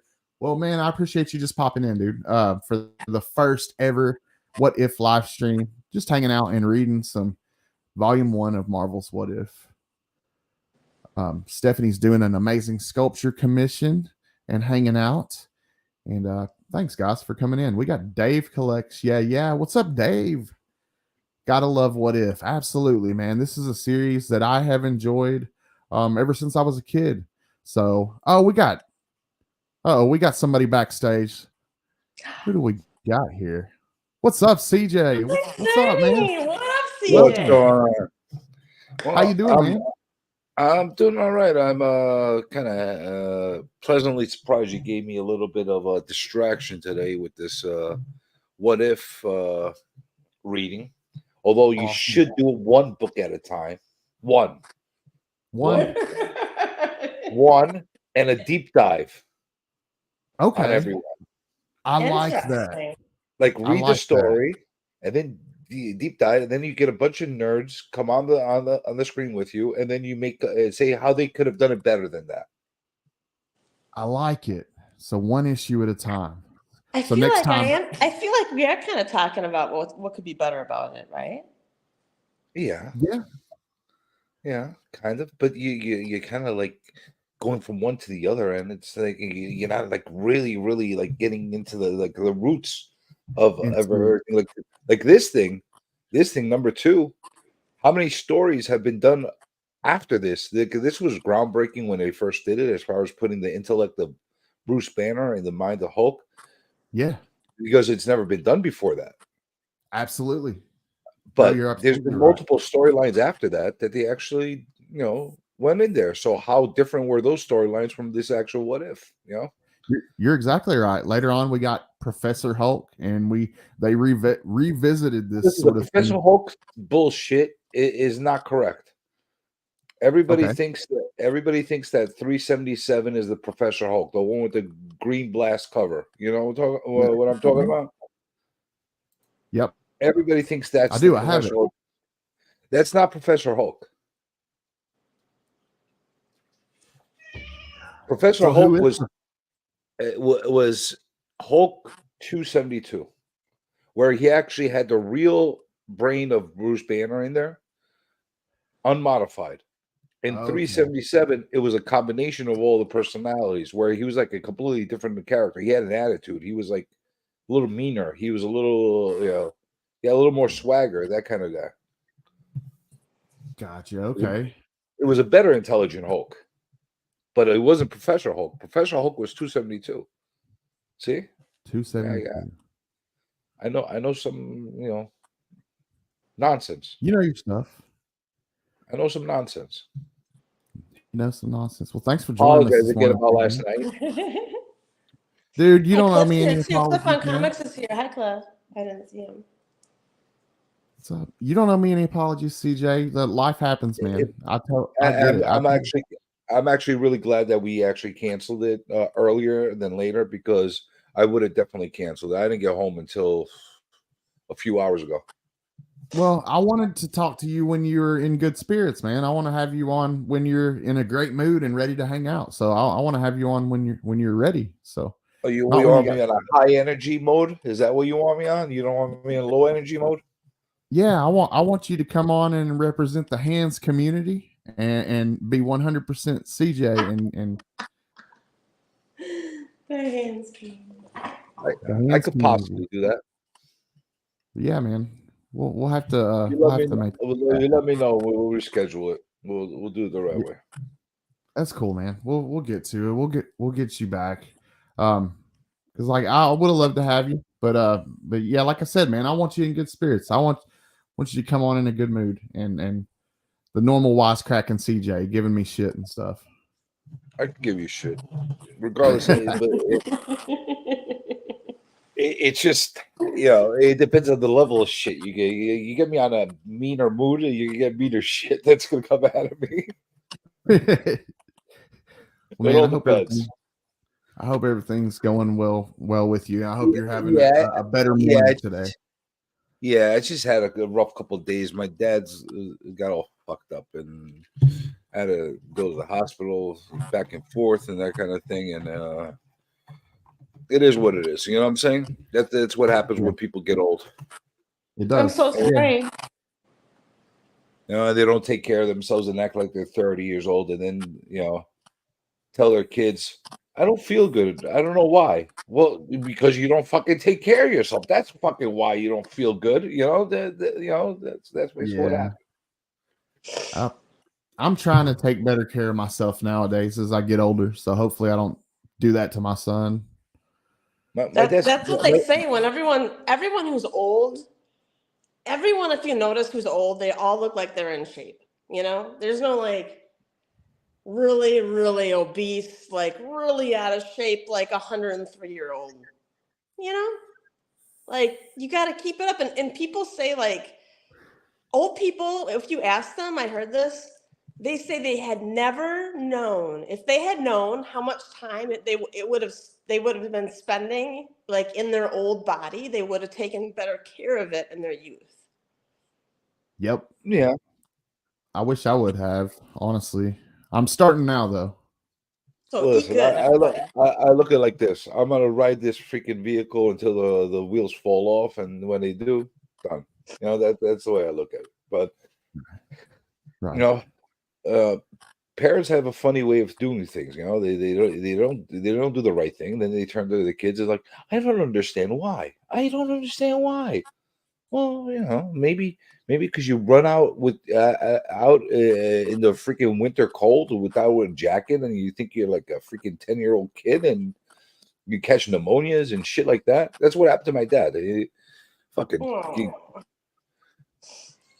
And he had a couple strokes in the past, so we got all fucking scared with him, and because he was getting like all kinds of crazy shit happening right now. But it is what it is, I'm sorry to hear that, and I hope that he's. Yeah, I hope he's doing better, and I hope he continues to get better, man. Well, he's already yelling at me, so that means he's getting his strength back. So yeah, that's always good. If he's able to yell at you, that's a good sign. Is that where you get it from, CJ? What? What you think? I yell a lot. Are you denying you're a yeller?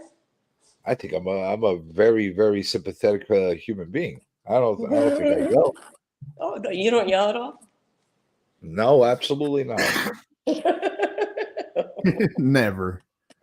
Well, we got this panel here with continuing on with our Hulk story. We have General Thunderbolt Ross, and it says hunted by the military and especially by General Thunderbolt Ross, feared by all the planet Earth and shunned by worlds and galaxies of which he has never even heard. That was and is the fate of the Incredible Hulk since the ominous day, all because gamma rays turned the mind and body of a peaceful physicist into a gargantuan, nearly brainless brute. Going back to the Watcher, says, but hold, what if only the body of Bruce Banner had been affected by the gamma rays? What if his mind had remained whole, though trapped in a misshapen form? And let us go back a few seconds and also sidewise to a time continuum which exists alongside our own, separated from it by the merest, thinnest reality. And Bruce says, "What is happening? Hey, look at you. You've changed." "I have. Good Lord, my hands." Shows him changing back into the Hulk, and it shows that iconic panel of him facing himself in the mirror. And Rick says, "Your hands ain't the half of it, Doc. Here, take a peek in this mirror. Holy, I've changed, all right, grown enormously. In my skin, it's green all over. The only thing that hasn't changed is my brain. I still have the mind of a man, but it's imprisoned inside the body of a monster." Watcher says, "And that, to paraphrase your mortal poet Robert Frost, shall make all the difference. For now, it is an intelligent being that crashes out of the radiation-proof chamber." And Hulk is busting through the wall, says, "Out. I've got to get out of here.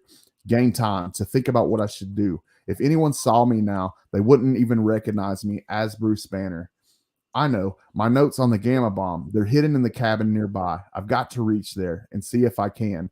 The Doc, look out, that Jeep." And all of a sudden, this Jeep comes crashing into the Hulk, and he says, "I'm sorry, man. I didn't see you. I hope no one is."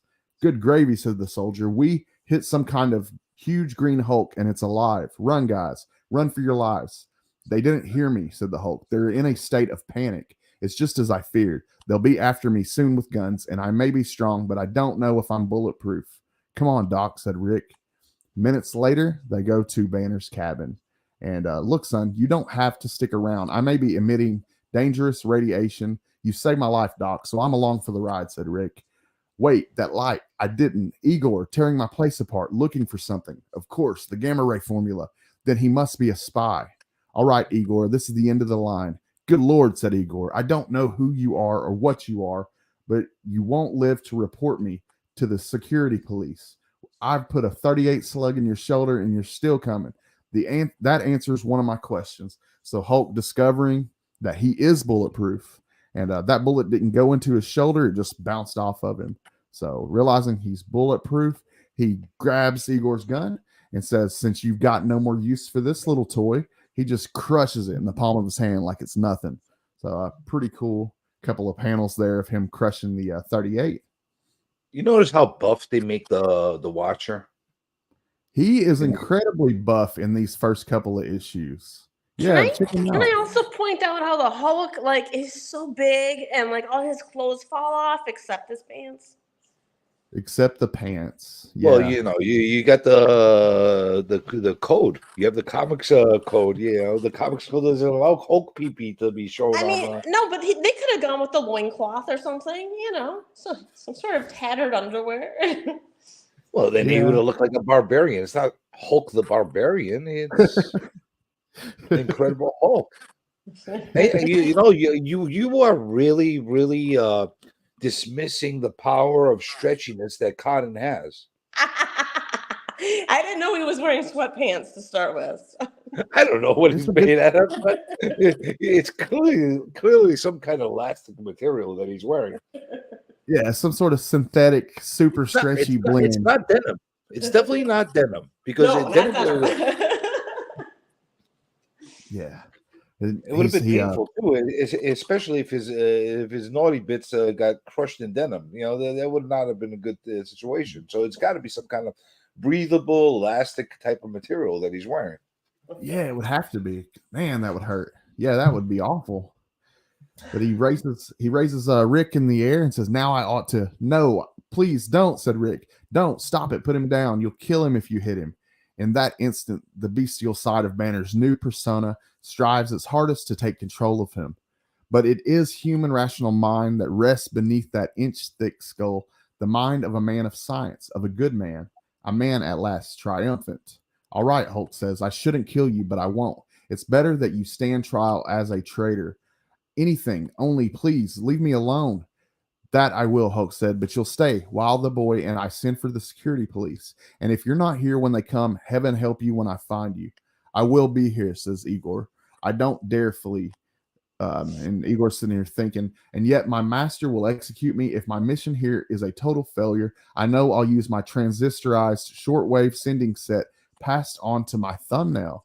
It will send a message thousands of miles to my superiors. So we're finding out that Igor is apparently working for someone, and he has this technology in his thumbnail, which is pretty cool.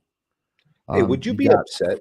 Would you be upset if you turned into a big green monster of a human being with your intellect still in place?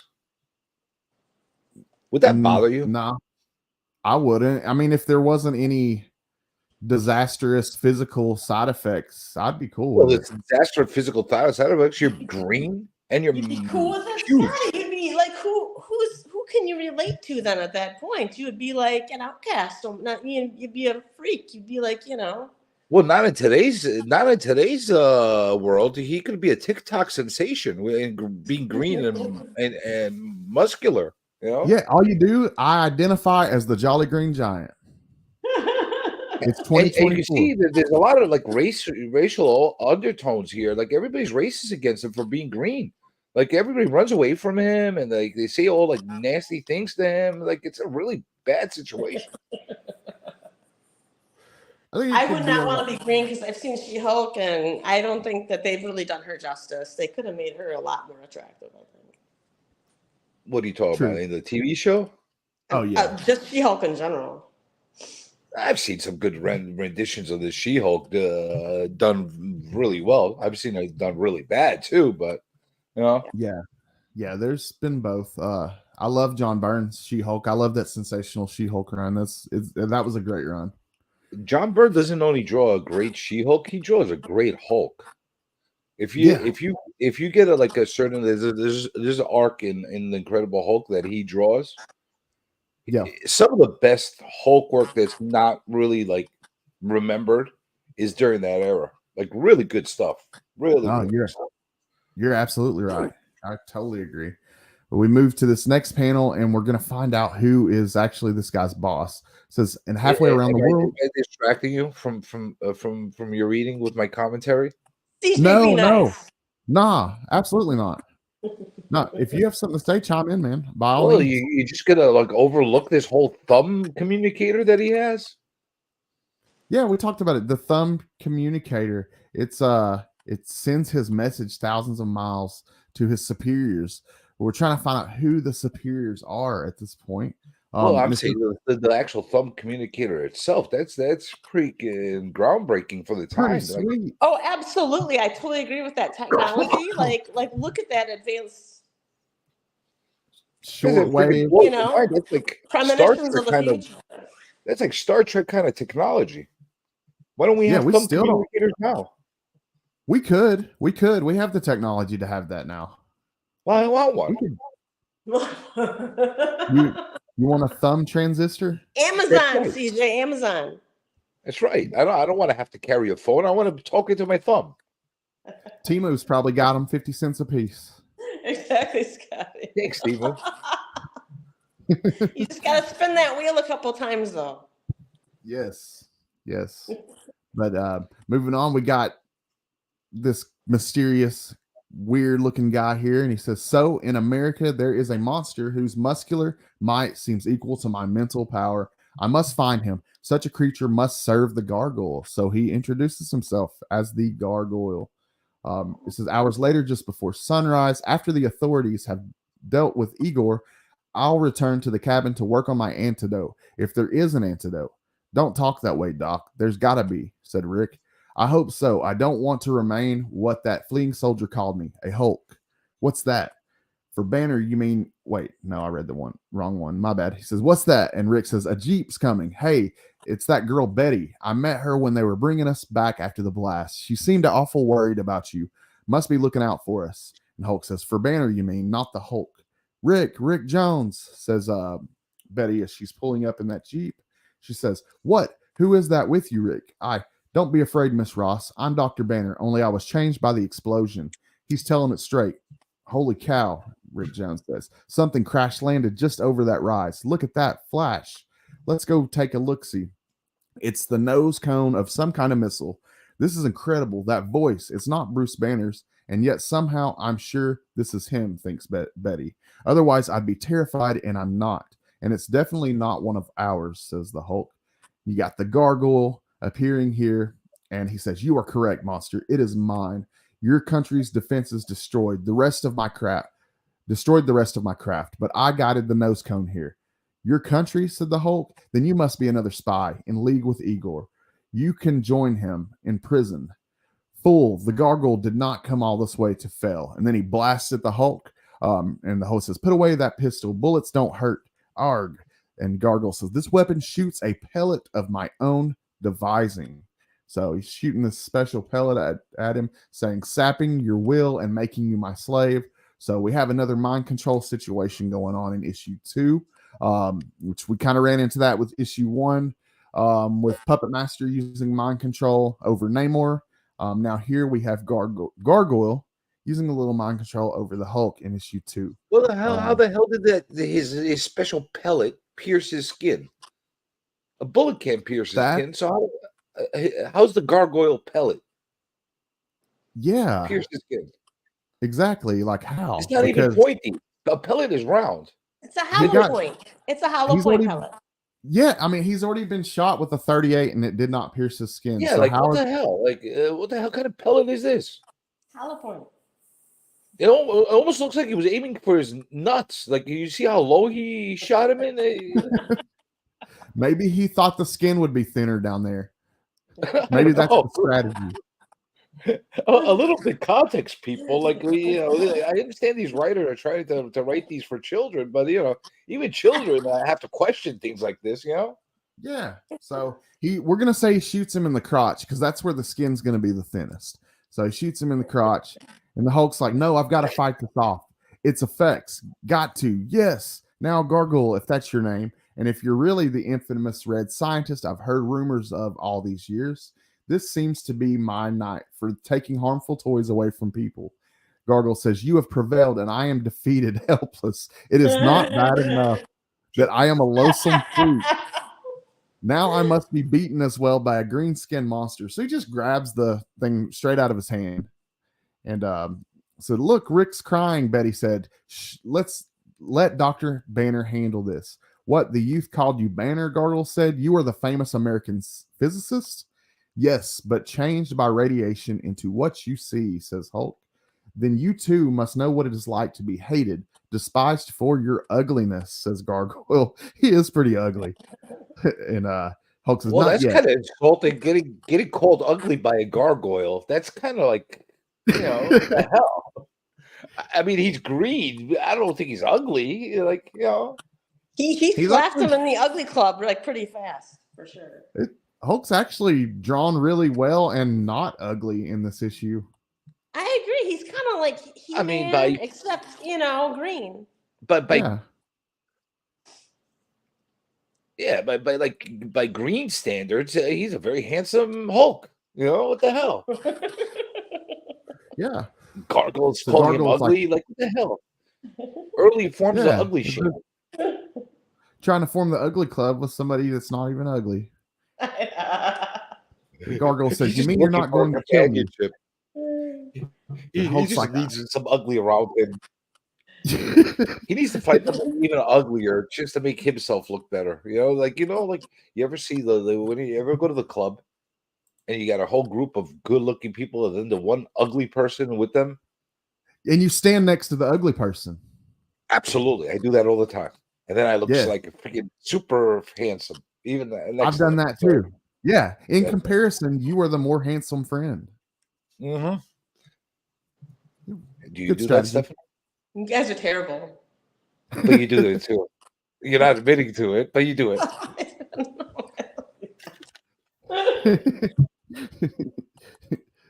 But anyways, Gargoyle's like, "You're not going to kill me." And Hulk's like, "I'm a scientist, not a murderer. Go back to your own land and try working for peace for a change instead of conquest."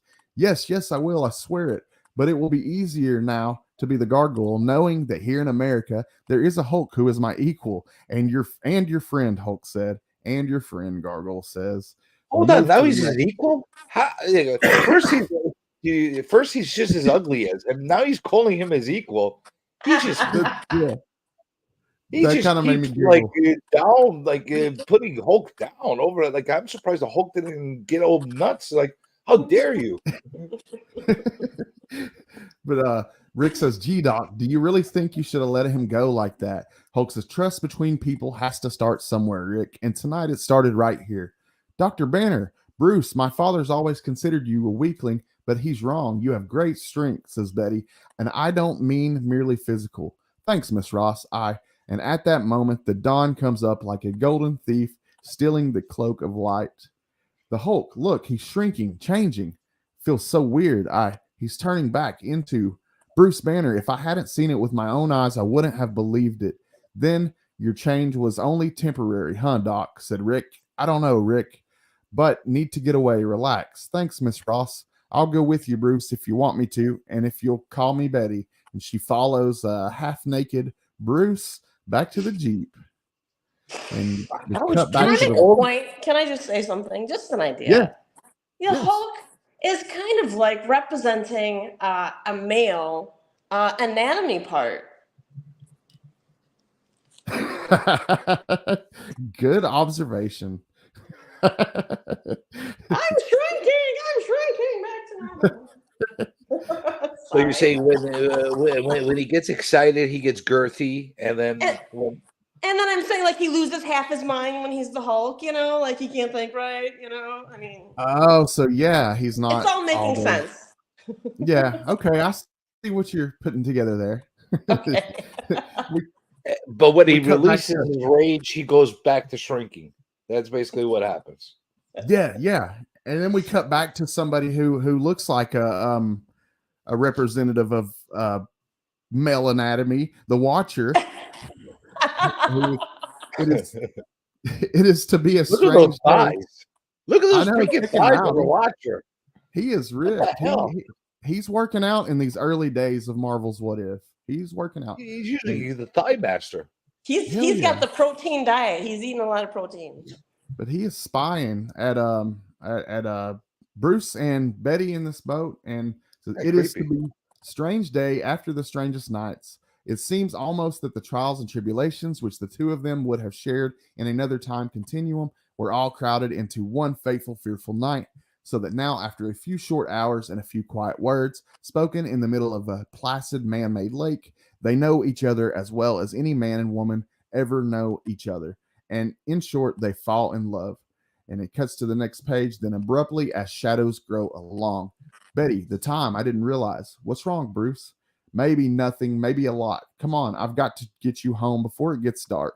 So he's taking her home in the car. They're riding in the convertible. It says back toward the Air Force Base.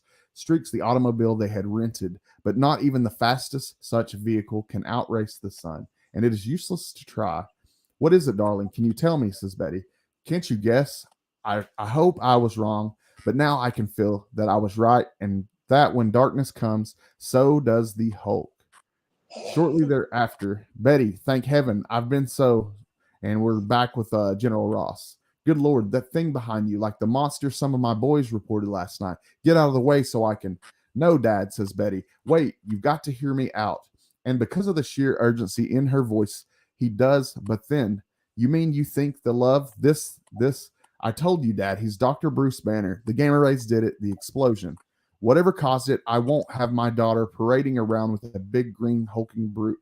That does it, Hulk said. And he busts out of this Jeep all angrily, and General Ross is like, huh? You destroyed that car. Government property. Demolished it with one sweep of your fist. Listen, kill me if you want to. Only get away from my daughter. I don't intend to kill anybody, General, said the Hulk. But first, when I was a normal man, you were berated me as a weakling, a jellyfish. And now that I've accidentally acquired inhuman strength, you revile me as a monster. What does it take to satisfy you, man? What?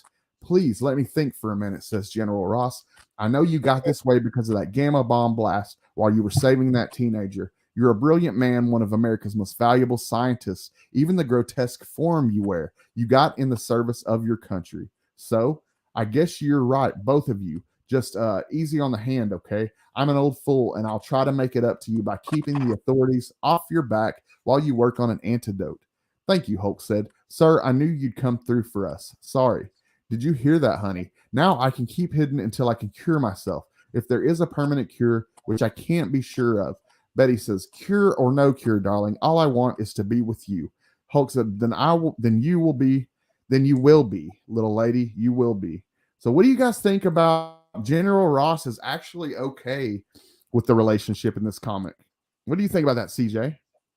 He's I come think around to Betty's the a very situation. loving girlfriend. Yeah, yeah. And General Ross is actually warmed up to it very easily in this story, which is Yeah, I surprising. think too easily. Too easily. I think we need a second part to this showing how he's just trying to get him closer so he could trap him and use his radiation. Yeah, he did warm up to the idea really quickly. He went Too from easily. being Well, upset, way too easily. yeah, from being upset to calling him a hero within a couple of panels. Kind of happened fast. Thank you, man. Hit that like button, y'all. I appreciate it.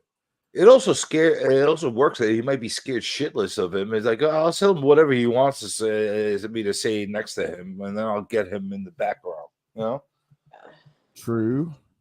This is Thunderbolt Ross. He's a devious, military guy. Like a general. So this could all be trickery. That's right. He's a government guy. True, government guy. The days that follow are days of mixed emotions for Bruce and Betty, for he is unable to find an antidote and must adjust to his new state. His and Betty's days are filled with simple pleasures, for from the madding crowd, while in the night there are more unique experiences, such as sail planning with an engine of one Hulk power. So you got the Hulk pulling this whole plane here, demonstrating some of his abilities. In another time continuum, Banner's transformations eventually change in nature until they occur only when he becomes agitated or angry. But here it is only night he must dread, and even that soon ceases to hold terrors for him.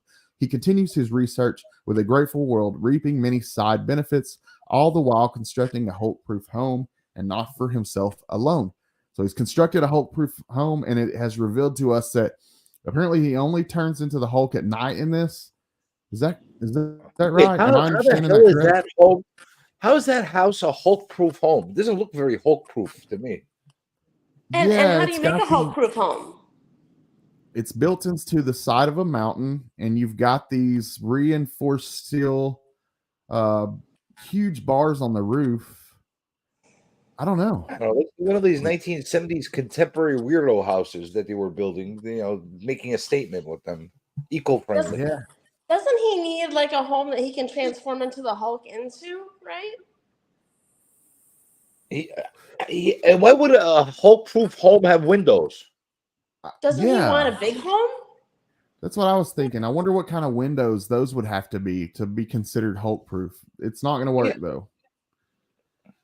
Yeah, that's not going to work. Thus, not long afterward, he and the former Betty Ross are married. Only two persons among all the wedding guests know their strange secret: the father of the bride and a lad named Rick, who is the guy that he saved, who has become his friend. For men and women have learned to live together, overcoming many handicaps over the ages, and a husband who turns into the Hulk 8 hours out of each 24 is not the worst thing. Hold on a second, Scotty. Hold on a second. Okay. Hold on a second. All right, Stephanie, take a look at this suit he's wearing on his wedding day. You tell me what woman would want their husband to wear a purple suit on their wedding day? Someone who's going to marry Prince. Okay. There you go. He's not looking like Prince to me, though. I'll tell you that. That's the only instance I can think of where it would be appropriate. What the hell is this? A full-blown purple suit. They could have at least, said, all right, let me wear a black suit or white suit or something like purple. They need to add a splash of color. There was too much brown around the door and everything. They need to add. And she's like wearing a secretary dress. I know. What kind of wedding is this? What the hell is this? It's a courthouse wedding. This is not very formal wedding. No. And here we are in the next panel over, and she shows up at the door in her receptionist dress. Here you are, dear, your favorite mixed greens. So she's serving him up some greens as we move into the next page. And we got the Watcher here looking over this impenetrable Hulk fortress that he has built. And the Watcher says, and so might our tale end if we were merely telling a story and not recounting an actual life. For one day, not long afterward, in this valley, hidden from the outside world by a veil of fog, and there comes a fateful telephone call. So Hulk gets a phone call. Says, "Oh, hello, General. Betty and I were just talking about what? You said the Fantastic Four wants to see me? I'm on my way, sir." Betty says, "Is anything wrong, darling?" "Wrong? What can be wrong with the Fantastic Four, honey? I just have to go away for a few days. That's all, okay?" "You know it is, but hurry back," said Betty. "Otherwise, the wives at the base will be after me again to join their stupid bridge club." So she ain't trying to join that bridge club. 2 minutes later, a huge green form hurtles high above the Manhattan sky, but Bruce Banner, other self, is well known to the world. So there is no panic, only idle curiosity about the scene in the Baxter building as two Goliaths meet for the first time. So you got the first meeting in an alternate world between the Thing and Hulk here. And Thing's like, "Put her there, Doc. I've been wanting to meet you." Hulk's like, "Same here, Mr. Grimm. We've got a lot in common after all." "As do you and I, Dr. Banner," says Reed, having to get his little 2 cents in there. And then Human Torch says, "Hey, Reed, you sound almost jealous. Now, just tell me what I can do." Like that, huh? The Do gargoyle what? would try to recruit, would try to recruit the Thing into the Ugly Club. You would think he's a better suited member for the Ugly Club. Well, yeah, but where's the gargoyle now? But Hulk's like, "What can I do for the Fantastic Four?" But their answer somewhat shocks the green skinned Bruce Banner, for they are in the midst of one of their periodic attempts to enable the Thing to become Ben Grimm forever. Since now he does not even have 2/3 of a normal life as Banner does. Naturally, Banner agrees, working day and night. "Hold her steady, Doc, while I make these final adjustments," says Reed. "As long as you finish before morning," said Hulk. "Hey, what about me?" As the Thing's left there holding this big ass I don't know what it is, but until finally this should do, if anything can, says the Hulk. "Are you guys sure Boris Karloff started this way?" The Thing makes a little joke, as he always does, and Sue says, "Oh, Reed, if anything happens to Ben, you know he wanted to take the chance, Sue, and you know what we've determined that Dr. Banner's gamma radiation, because of his superior size and strength, could cause Ben to regain his normal body. It could have happened by accident, but this way we've channeled it. Ready, old friend?" said Reed. Thing says, "Yes, okay, but listen, Stretch, you sure it wouldn't be the same as if I just kept on wearing dark glasses?" "Nah, I didn't think it would." Reed says, "You know this is your only chance, Ben, for you and for Alicia, but if you want to call it off, no, go ahead, leader man." "Then here it goes," says Reed. "Hey, it's Smarts," as he starts up the process and says, "Still, the electronically channeled gamma radiation is turned off." And he reverts to a human being, Ben Grimm, as a human again. And he says, "I feel different, but how do I look?" Reed says, "You're human again, Ben. Human." "Yeah? Doc, I can't tell you what this means to me." Hulk says, "I think I've got a rough idea. Hey, Stretch, any chance of us helping the Doc out the same way?" "I wish there were, Ben," says Reed. "Maybe after some research." Nor does this end the repercussions of the Hulk's sojourn. As that very evening, "Then it's really happening," Sue said. "The Fantastic Four's breaking up, and maybe it's just as well." "Sure, Reed. Without the Thing's strength, we might as well all go our separate ways," says Johnny. "Come on, kid. You know it's best that you're going to college anyway. Just be home for Alicia and my wedding, okay? Wouldn't miss it, pal." So we got the Fantastic Four breaking up after the Thing is able to be reverted back to Ben Grimm. So what would the world be like without the Fantastic Four? What would the universe be like if the Fantastic Four didn't exist? What do you think, CJ? Well, I think the Hulk won the ultimate battle. He defeated the Fantastic Four, and Thing could never cry about getting his ass kicked by the Hulk again. It works out. It works out pretty good. Yeah. I'm surprised they didn't turn it into like them asking the Hulk to be the fourth member. That's where you would expect this to go. Yeah, but then it would be too much like the last issue where they had Spider-Man. No, very different. The last issue was 5. This is 4.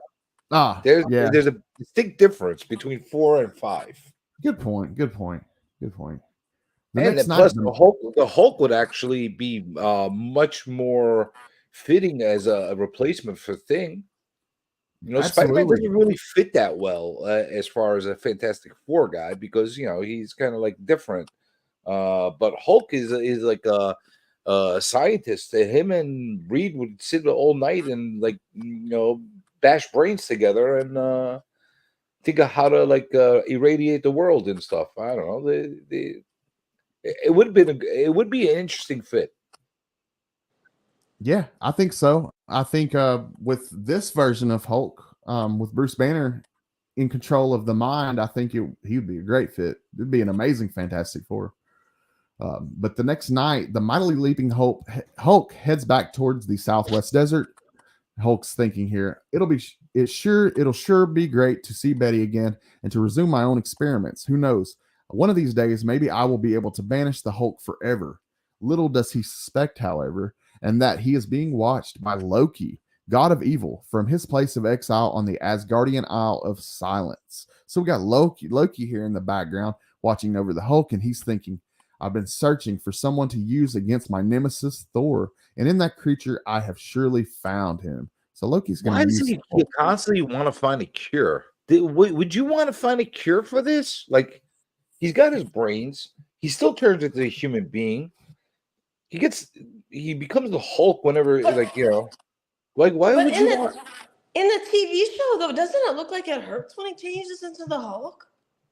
Well, and it says he's the Hulk. In this version, he's the Hulk at night for 8 hours. So he's only really the Hulk at nighttime. Well, that's how it originated in the normal stories too. Like it was only a nighttime thing and it evolved into turning like whenever he gets pissed off over time. But in the TV show, when he turned into Lou Ferrigno, he wasn't intelligent. He was like a rage machine at that point too. Yeah. In this case, he's not a rage machine. He's still himself. He's just really strong. Personally, I'd want to keep my power. I wouldn't want to freaking get rid of it. Like this is his ticket to like dominating the world. But if you had like this, if you were madly in love with Betty Ross, you had this amazing marriage, but you felt like the Hulk was getting in the way of your amazing marriage, would you then want it to be over with? Listen to this. Like, how better of a way to protect your wife than being the Hulk? She's gonna always be safe around you. That's a good point. Perry says, I wouldn't mind being a night Hulk. Women want a strong man, and you're not much stronger than the Hulk. You know what I'm saying? This is true. I can concur. It says, because of the relative seclusion of Banner, however, Loki knows little of the green-skinned behemoth he beholds. Loki's thinking here, surely such a hard-looking brute must have a mind to match. I shall project a mental image upon that railroad trestle of a bundle of TNT. What? He did not respond as I had hoped by hurtling toward the TNT and destroying the railroad tracks. Instead, he has descended softly, reaches for the bundle as carefully as any normal man would. Bah! I may as well dispel the image since it will do me no good now. Since a train is drawing near, the Hulk action has saved many lives, says the Watcher, but it has done even more than he can suspect. For in foiling Loki and failing to be thought a wanton monster, unknowingly the Hulk has refrained from taking the step which is another time continuum, which have brought him into combat against not only the mighty Thor, but also Ant-Man, the Wasp, and the invincible Iron Man. Thus, there shall still be crimes worth avenging on this earth, but there shall be no Avengers. So the Avengers would never have existed. So what do you think about a world with no Avengers? What do y'all think about a world with no Avengers? With the Squadron? Would we have the Squadron instead? You could have the Squadron. Eventually, there'll be other teams like the Defenders or Champions or Invaders. The Avengers really just a title of that team. All those guys that were part of it, other than the Hulk, will continue doing whatever they're doing, and I'm sure sooner or later they cause their own super team. The X-Men. Yeah, so there will be, no matter what happens, there will be another version of the Avengers. It says, however, the Banners are not fated to live for long in peaceful seclusion. And this cowboy says, any good news in the telegram I brought, Dr. Banner? I don't know, Zeke. So the cowboy's name is Zeke. I just don't know. Betty, Reed Richards has asked me to move permanently to New York to engage in joint research with him, said Bruce. That's marvelous, Bruce. That way, perhaps someday you won't have to become the Hulk anymore. Honey, you're a champ. Within days, the couple ended their self-imposed exile, said the Watcher, and arrived in the heart of New York City. Bruce, Betty, I'm delighted, says Richard. You, said Reed Richards, I'm sorry, you decided to accept my invitation to live and work here in the Baxter building. Sue and I get lonely, rattling around here now that the others have gone. Well, I'll stay as long as you can stand us, Reed. You'll love New York, Betty. Bloomingdale's gives a special discount to superheroes' wives. Is that true, CJ? Do superhero wives get deals at Bloomingdale's? Absolutely. Awesome. That's Can I just state my I'm offended for all womankind again. But that's why Bloomingdale's is going out of business, because the superhero wives have like really taken advantage of that discount. And, They've taken advantage of Amazon. That's right. Cliff says the squadron is not inherent to each world. The X-Men might rise to be the premier team. You're probably right, Cliff. Cliff's a really smart man when it comes to comic knowledge. So for a time, life proceeds blissfully in the fabled Big Apple, and even the inevitable fall of night cannot mar the beautiful days. From dawn till dusk, Banner works side by side with the brilliant, superpowered Reed Richards, both for the good of humanity and toward an ultimate resolution of his own unique problem. Even the fact that solution escapes them does not mar their dedication. Then one day, you got this machine making a bleeping noise. Uh-oh, we've got an uninvited visitor. Who could it be, Reed? Ben? Maybe Johnny? Negative, Doc. They've still got their own signal-stopping keys. Get set for anything when that door opens. Check. Times like this, I wish I could change to the Hulk at will, says Bruce. Who? I know you from somewhere, but Reed says, don't. I know it. And then we have a man enter in a wheelchair. Pardon my intrusion, says Bruce, but I thought it was advisable to prove to you I could activate your special elevator from below by sheer mental power. And my name is Professor Charles Xavier. Xavier, says Reed. Or Xavier, says Bruce. Reed, he's the world's foremost authority on mutants. Hold on a second. Okay. Since when does Professor X have the power of controlling machines? Telepathy doesn't work that way. No, it doesn't. It does not work that way. That's interesting. This is kind of some kind of monkey business going on over here. I don't know how this is working out. Welcome back, Wilbur. We are dealing with Dr. Charles Xavier entering, approaching Dr. Bruce Banner and Reed Richards. And apparently he just got through using his power to stop this machine, which is not how his power set works, as CJ pointed out. So kind of interesting. But Charles says, again, I hope you'll pardon my being so forward. And Reed says, say no more, sir. With Dr. Banner's permission, welcome aboard. I hope that together the three of us will be able to accomplish scientific wonders. I'm sure we shall. So we have the uniting of three really amazing people in the Marvel Universe with Dr. Bruce Banner, Reed Richards, and Charles Xavier here. And well into 1965, they do. Part of their research is centering on a top secret device known only as the Psychotron. And we cut to Charles Xavier saying, this has been a most productive 3 years, gentlemen. I'm truly glad I came here instead of forming a school for mutants as I had originally intended. And then we have Bruce saying, so are we, Professor. Hey, look, callers. Hi, Ben, Alicia.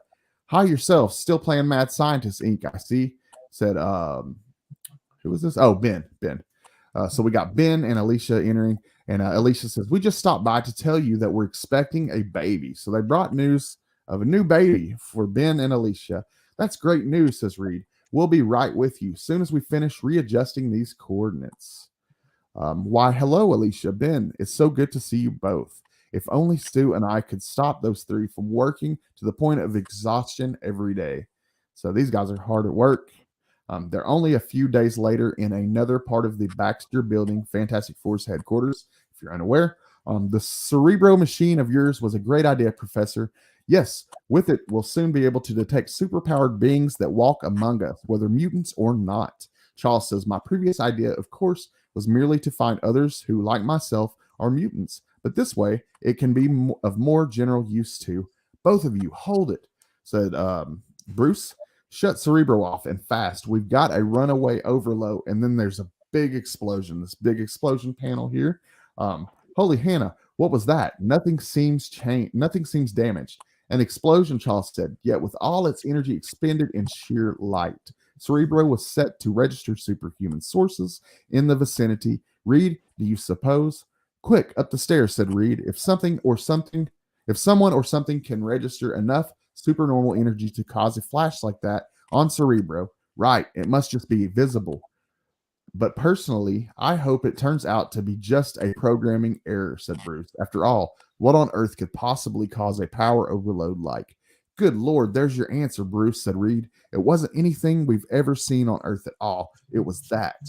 And we cut to this awesome panel of Galactus. So Galactus enters. And I don't know if I like this version of Galactus or not. What do you guys think? Well, he's got a lot of extra purple on him and bulky helmet. Yeah. I don't know if I like that particular version of Galactus or not. I'm not hating it. It's not hard. It almost looks like Jack Kirby-ish a little. Kind of, yeah. I mean, yeah. But anyway, it is going back to the 60s, so yeah, true. So they're getting the look, I guess. At least they didn't use the other funky colors that they first started Galactus with. I think pink and green were the original colors that they made him in. Oh wow. Yeah, I don't own his first appearance, so I've never got to see it firsthand. I hope I do one day. Yeah, like off the top of my head, it was some funky colors. I was like, "What the hell is this?" It was pink and green or something like that.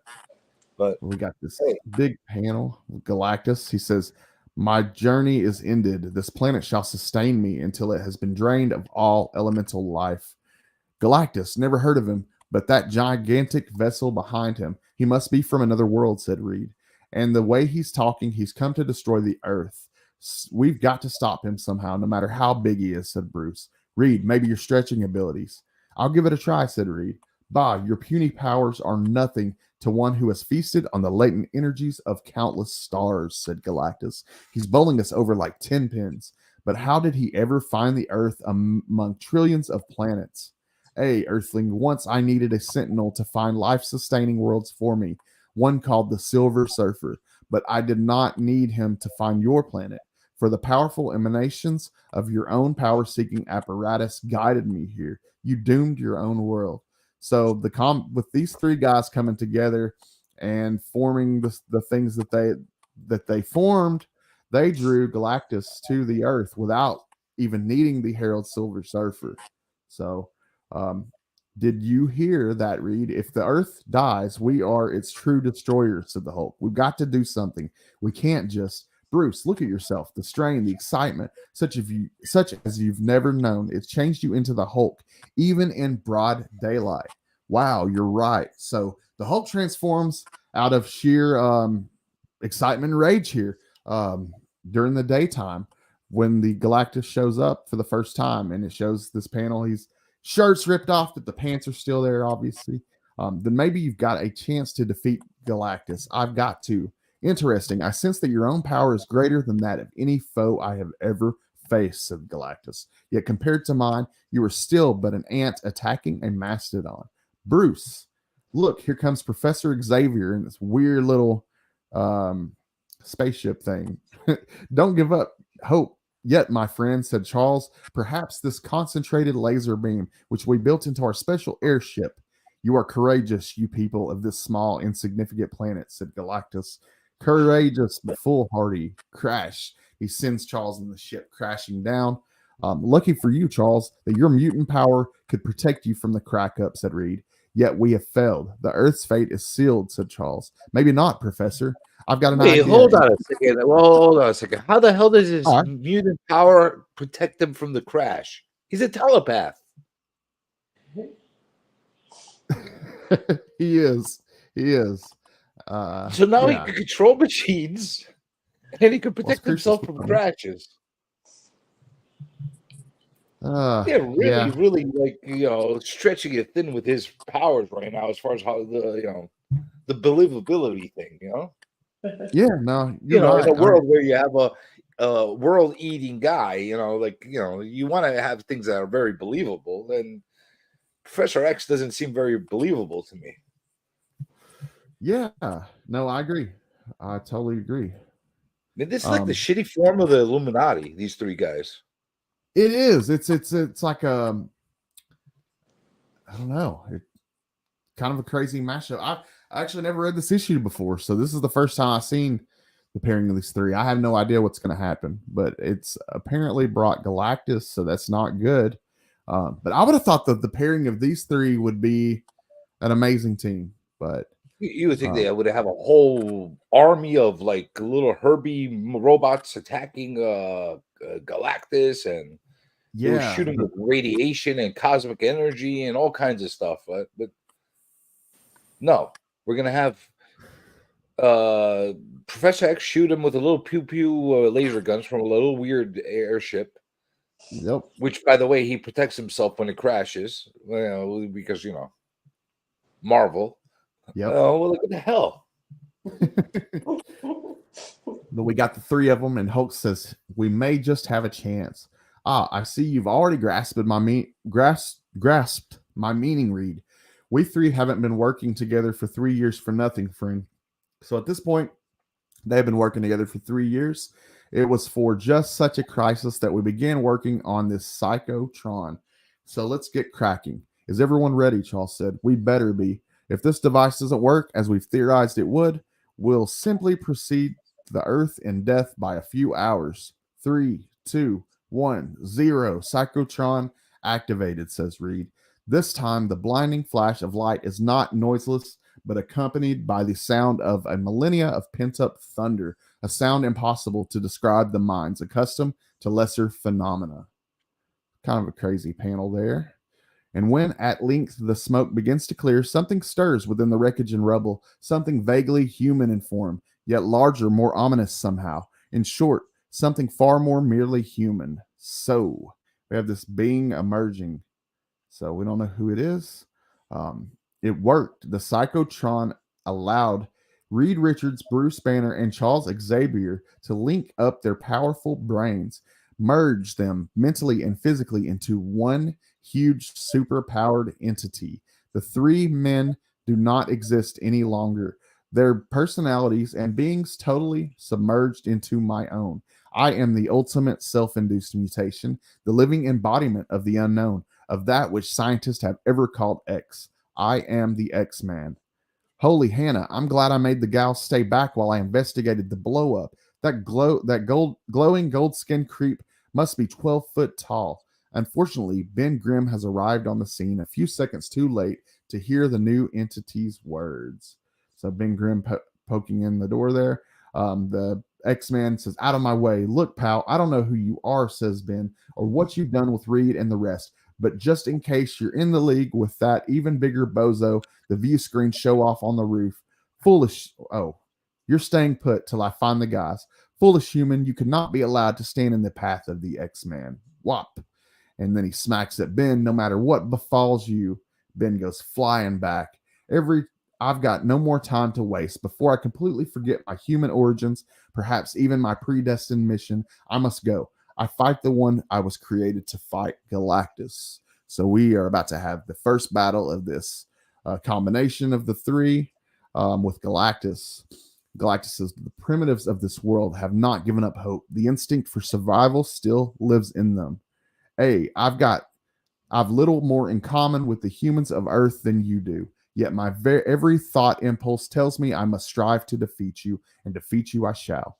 Unbelievable, Galactus says. Your mental force coming at me in vast invisible waves is nearly the equal of my own. Never in countless worlds have I encountered such a threat. The self-named X-Men says no more, yet furrows of grim concentration knit his golden brow as he stands in determined opposition to the world devourer. Again and again, Galactus hurls his own psychic assault against the newcomer, only to meet stubborn, energy-destroying resistance. until suddenly. No, I cannot go on, Galactus says. It would take months, perhaps years, to defeat you this way. And by then, I would have depleted my energy to stand at the mercy of the planet's inhabitants. Watcher appears and says, on your world, Galactus was defeated by the ultimate nullifier, which I, in oath breaking concern, placed in the hands of the Fantastic Four. Yet now I know, as I did not then, that there was another way. So, in the main continuity, the ultimate nullifier was in possession of Reed Richards and the Fantastic Four. However, in this one, it wasn't apparently. Moments later, Galactus has re-entered his huge ship and departed in search of easier worlds to conquer and devour. Are you familiar with the ultimate nullifier, CJ? Absolutely. That was the weapon that scared the shit out of the Galactus and made him run away because it could destroy everything. He could like atomize them and that's the before there was a Infinity Gauntlet, before there was cubes, before there was any of that stuff, you had the ultimate nullifier, and that was like the ultimate weapon in the Marvel universe. So that basically was what listen. They could have avoided all this by just bring the gargoyle back and have him ugly shame Galactus. His self-esteem would have went down and he would have left. They could have just had that happen and it would have been perfect. I don't understand why they just didn't utilize all their resources. Yeah. And ugly shaming is a very powerful weapon. And it is perhaps fortunate that he does not look back, as without warning, the triumphant X-Man suddenly seems to topple like a lifeless stricken tree, first to glow even more brightly, then abruptly to fade, like a fire which has totally burned up its energy source. Within an Earthian minute, there is no X-Man atop a Gotham skyscraper, but only three decidedly mortal champions. Not sure just what had happened, but we won. Did we? Bruce said. I mostly remember the explosion, then the feeling I was dreaming. I was someone else. Charles said, that was no dream, Dr. Banner. The Psychotron allowed us to combine our formidable intellects physically for a time, but I fear at a price. Tell me, can you two still use your other powers? Bruce says, certainly, I changed to Hulk and Daylight before. Surely I can. No, you're right. I can't. I feel different somehow, as if I'll never become the Hulk again. Reed says, at least you've always wanted that, Bruce. But look, my stretching power is gone too. It's as if superpowers caused by gamma rays and cosmic rays were all dissipated in the creation of the X-Men and the battle with Galactus. Then it goes to Charles saying, as was on my inborn mutant mind, Dr. Richards, once I could read minds and astral projections, and now suddenly I cannot. Then we may have defeated Galactus at the cost of our own superpowers. A fact amazing enough in its implications for mankind, yet meanwhile within the Baxter building. So we're back at the Fantastic Four headquarters. And Alicia says, please tell me you're all right, Ben. Are you all right? We can't be sure yet, Alicia says, Sue. He was buried by the blast and we haven't. Sue, wait, look. I see Betty. There's something moving under all the rubble, something living. But please, I've got to know, is it Ben? And then, as twisted machinery is slowed aside like cardboard, Sue Richards and Betty Banner do not know what to say to Alicia Grimm. Is her husband alive or isn't he? Just then, well, at least we can continue our research now, says Charles, without being distracted by our former powers. That's okay with me, Professor, said Reed. But what about Ben? The X-Men's blow may have... Oh, no. What in blazes, says Bruce Banner. Well, what are you losers staring at, said the Thing. It's Ben alive. But the X-Man's emanations must have caused him to revert back to the Thing. The Thing says, you know it, big brain, and I can already tell I'm a whole lot stronger than I was before. Strong enough that nobody's ever going to boss me around again with that do-gooder jazz. Nobody. This is horrible, said Charles. The second transformation has affected Ben Grimm's brain as well as his physique. He's become a brutish monster. Mr. Grimm, perhaps we can still cure you. Cure me? Who says I want to be cured by a pack of weak-kneed humans? Look out. He lashes out at him. He's leaping away, something he could never do before. Then he's become as powerful as the Hulk was, but more mindlessly hostile to humans. Can't we? We three can do nothing. From here on, it's up to the authorities. Thus, that very day on a Southwestern Air Force base, and it takes us back to General Ross here, Says, that's right. The president just put me in charge of Operation Thing, and I'll get that scaly monstrosity if it takes a lifetime. And so it begins anew, the unrelenting hunt for the hounded gargantuan monster, and now it is Alicia Grimm who cries alone at night, while the thunder of jets and the grim rumble of tanks split the air. And it takes us back with the Watcher now. There is perhaps a cosmic scale somewhere, an inescapable balance which decrees. For every gain, there must be a loss. Yet, if there is, then even a Watcher can only rail in vain against it, and asking the despairing question, why? And his only answer is the silence of the unspeaking stars. Next issue, a new wondrous origin for the mighty Avengers. So, next issue, we will have the Avengers. So that's going to be cool. That's So actually I'll one of my continue. 3 what if stories ever written. The next issue. Oh, really? Awesome. Oh yeah, Well, it's great. you're more than welcome to come back. I'm going to do it on a Tuesday. I'm not sure when. Maybe like 2 weeks from now or a month from now or something, but I'll let you know. You guys are more than welcome to come back, and I'll cover issues 3 and 4, but it'll be fun. I'll try. I'm typically not home during the day. Like today, I'm working from home, but I don't know if I'll be around, but I'll try. Yeah. Cool. Awesome. I will also try. I will also try. Awesome. Well, I was going to ask you, I want to see I want to see how far you've come along on your sculpture now. I don't know if it's changed much, but I mean, I'm just working on wrinkles, so. Wow. That is awesome. There. That's looking really great. coming together well. Yeah, it is. It really is. I was telling her the detail on the wrinkles and the clothing, the fabric. Awesome. Yeah. Wow. That's really good. Thank you. Very talented. Very talented. Well, she's a talented woman. I like the fact that she brings the sculpting aspect to the community. We don't have enough sculptors. No, we don't. We don't. I only know of her and like one other person. Yeah, sculpting's not. When I tell people what I do, like when I'm out, or at an airport or something, like, what do you do? I'm like, oh, I'm a sculptor, and they're like, well, you're the only person I've ever heard say that. It's cool. It's very unique. So. Well, it takes a lot of skills to be able to become a true sculptor. Yes. Yeah.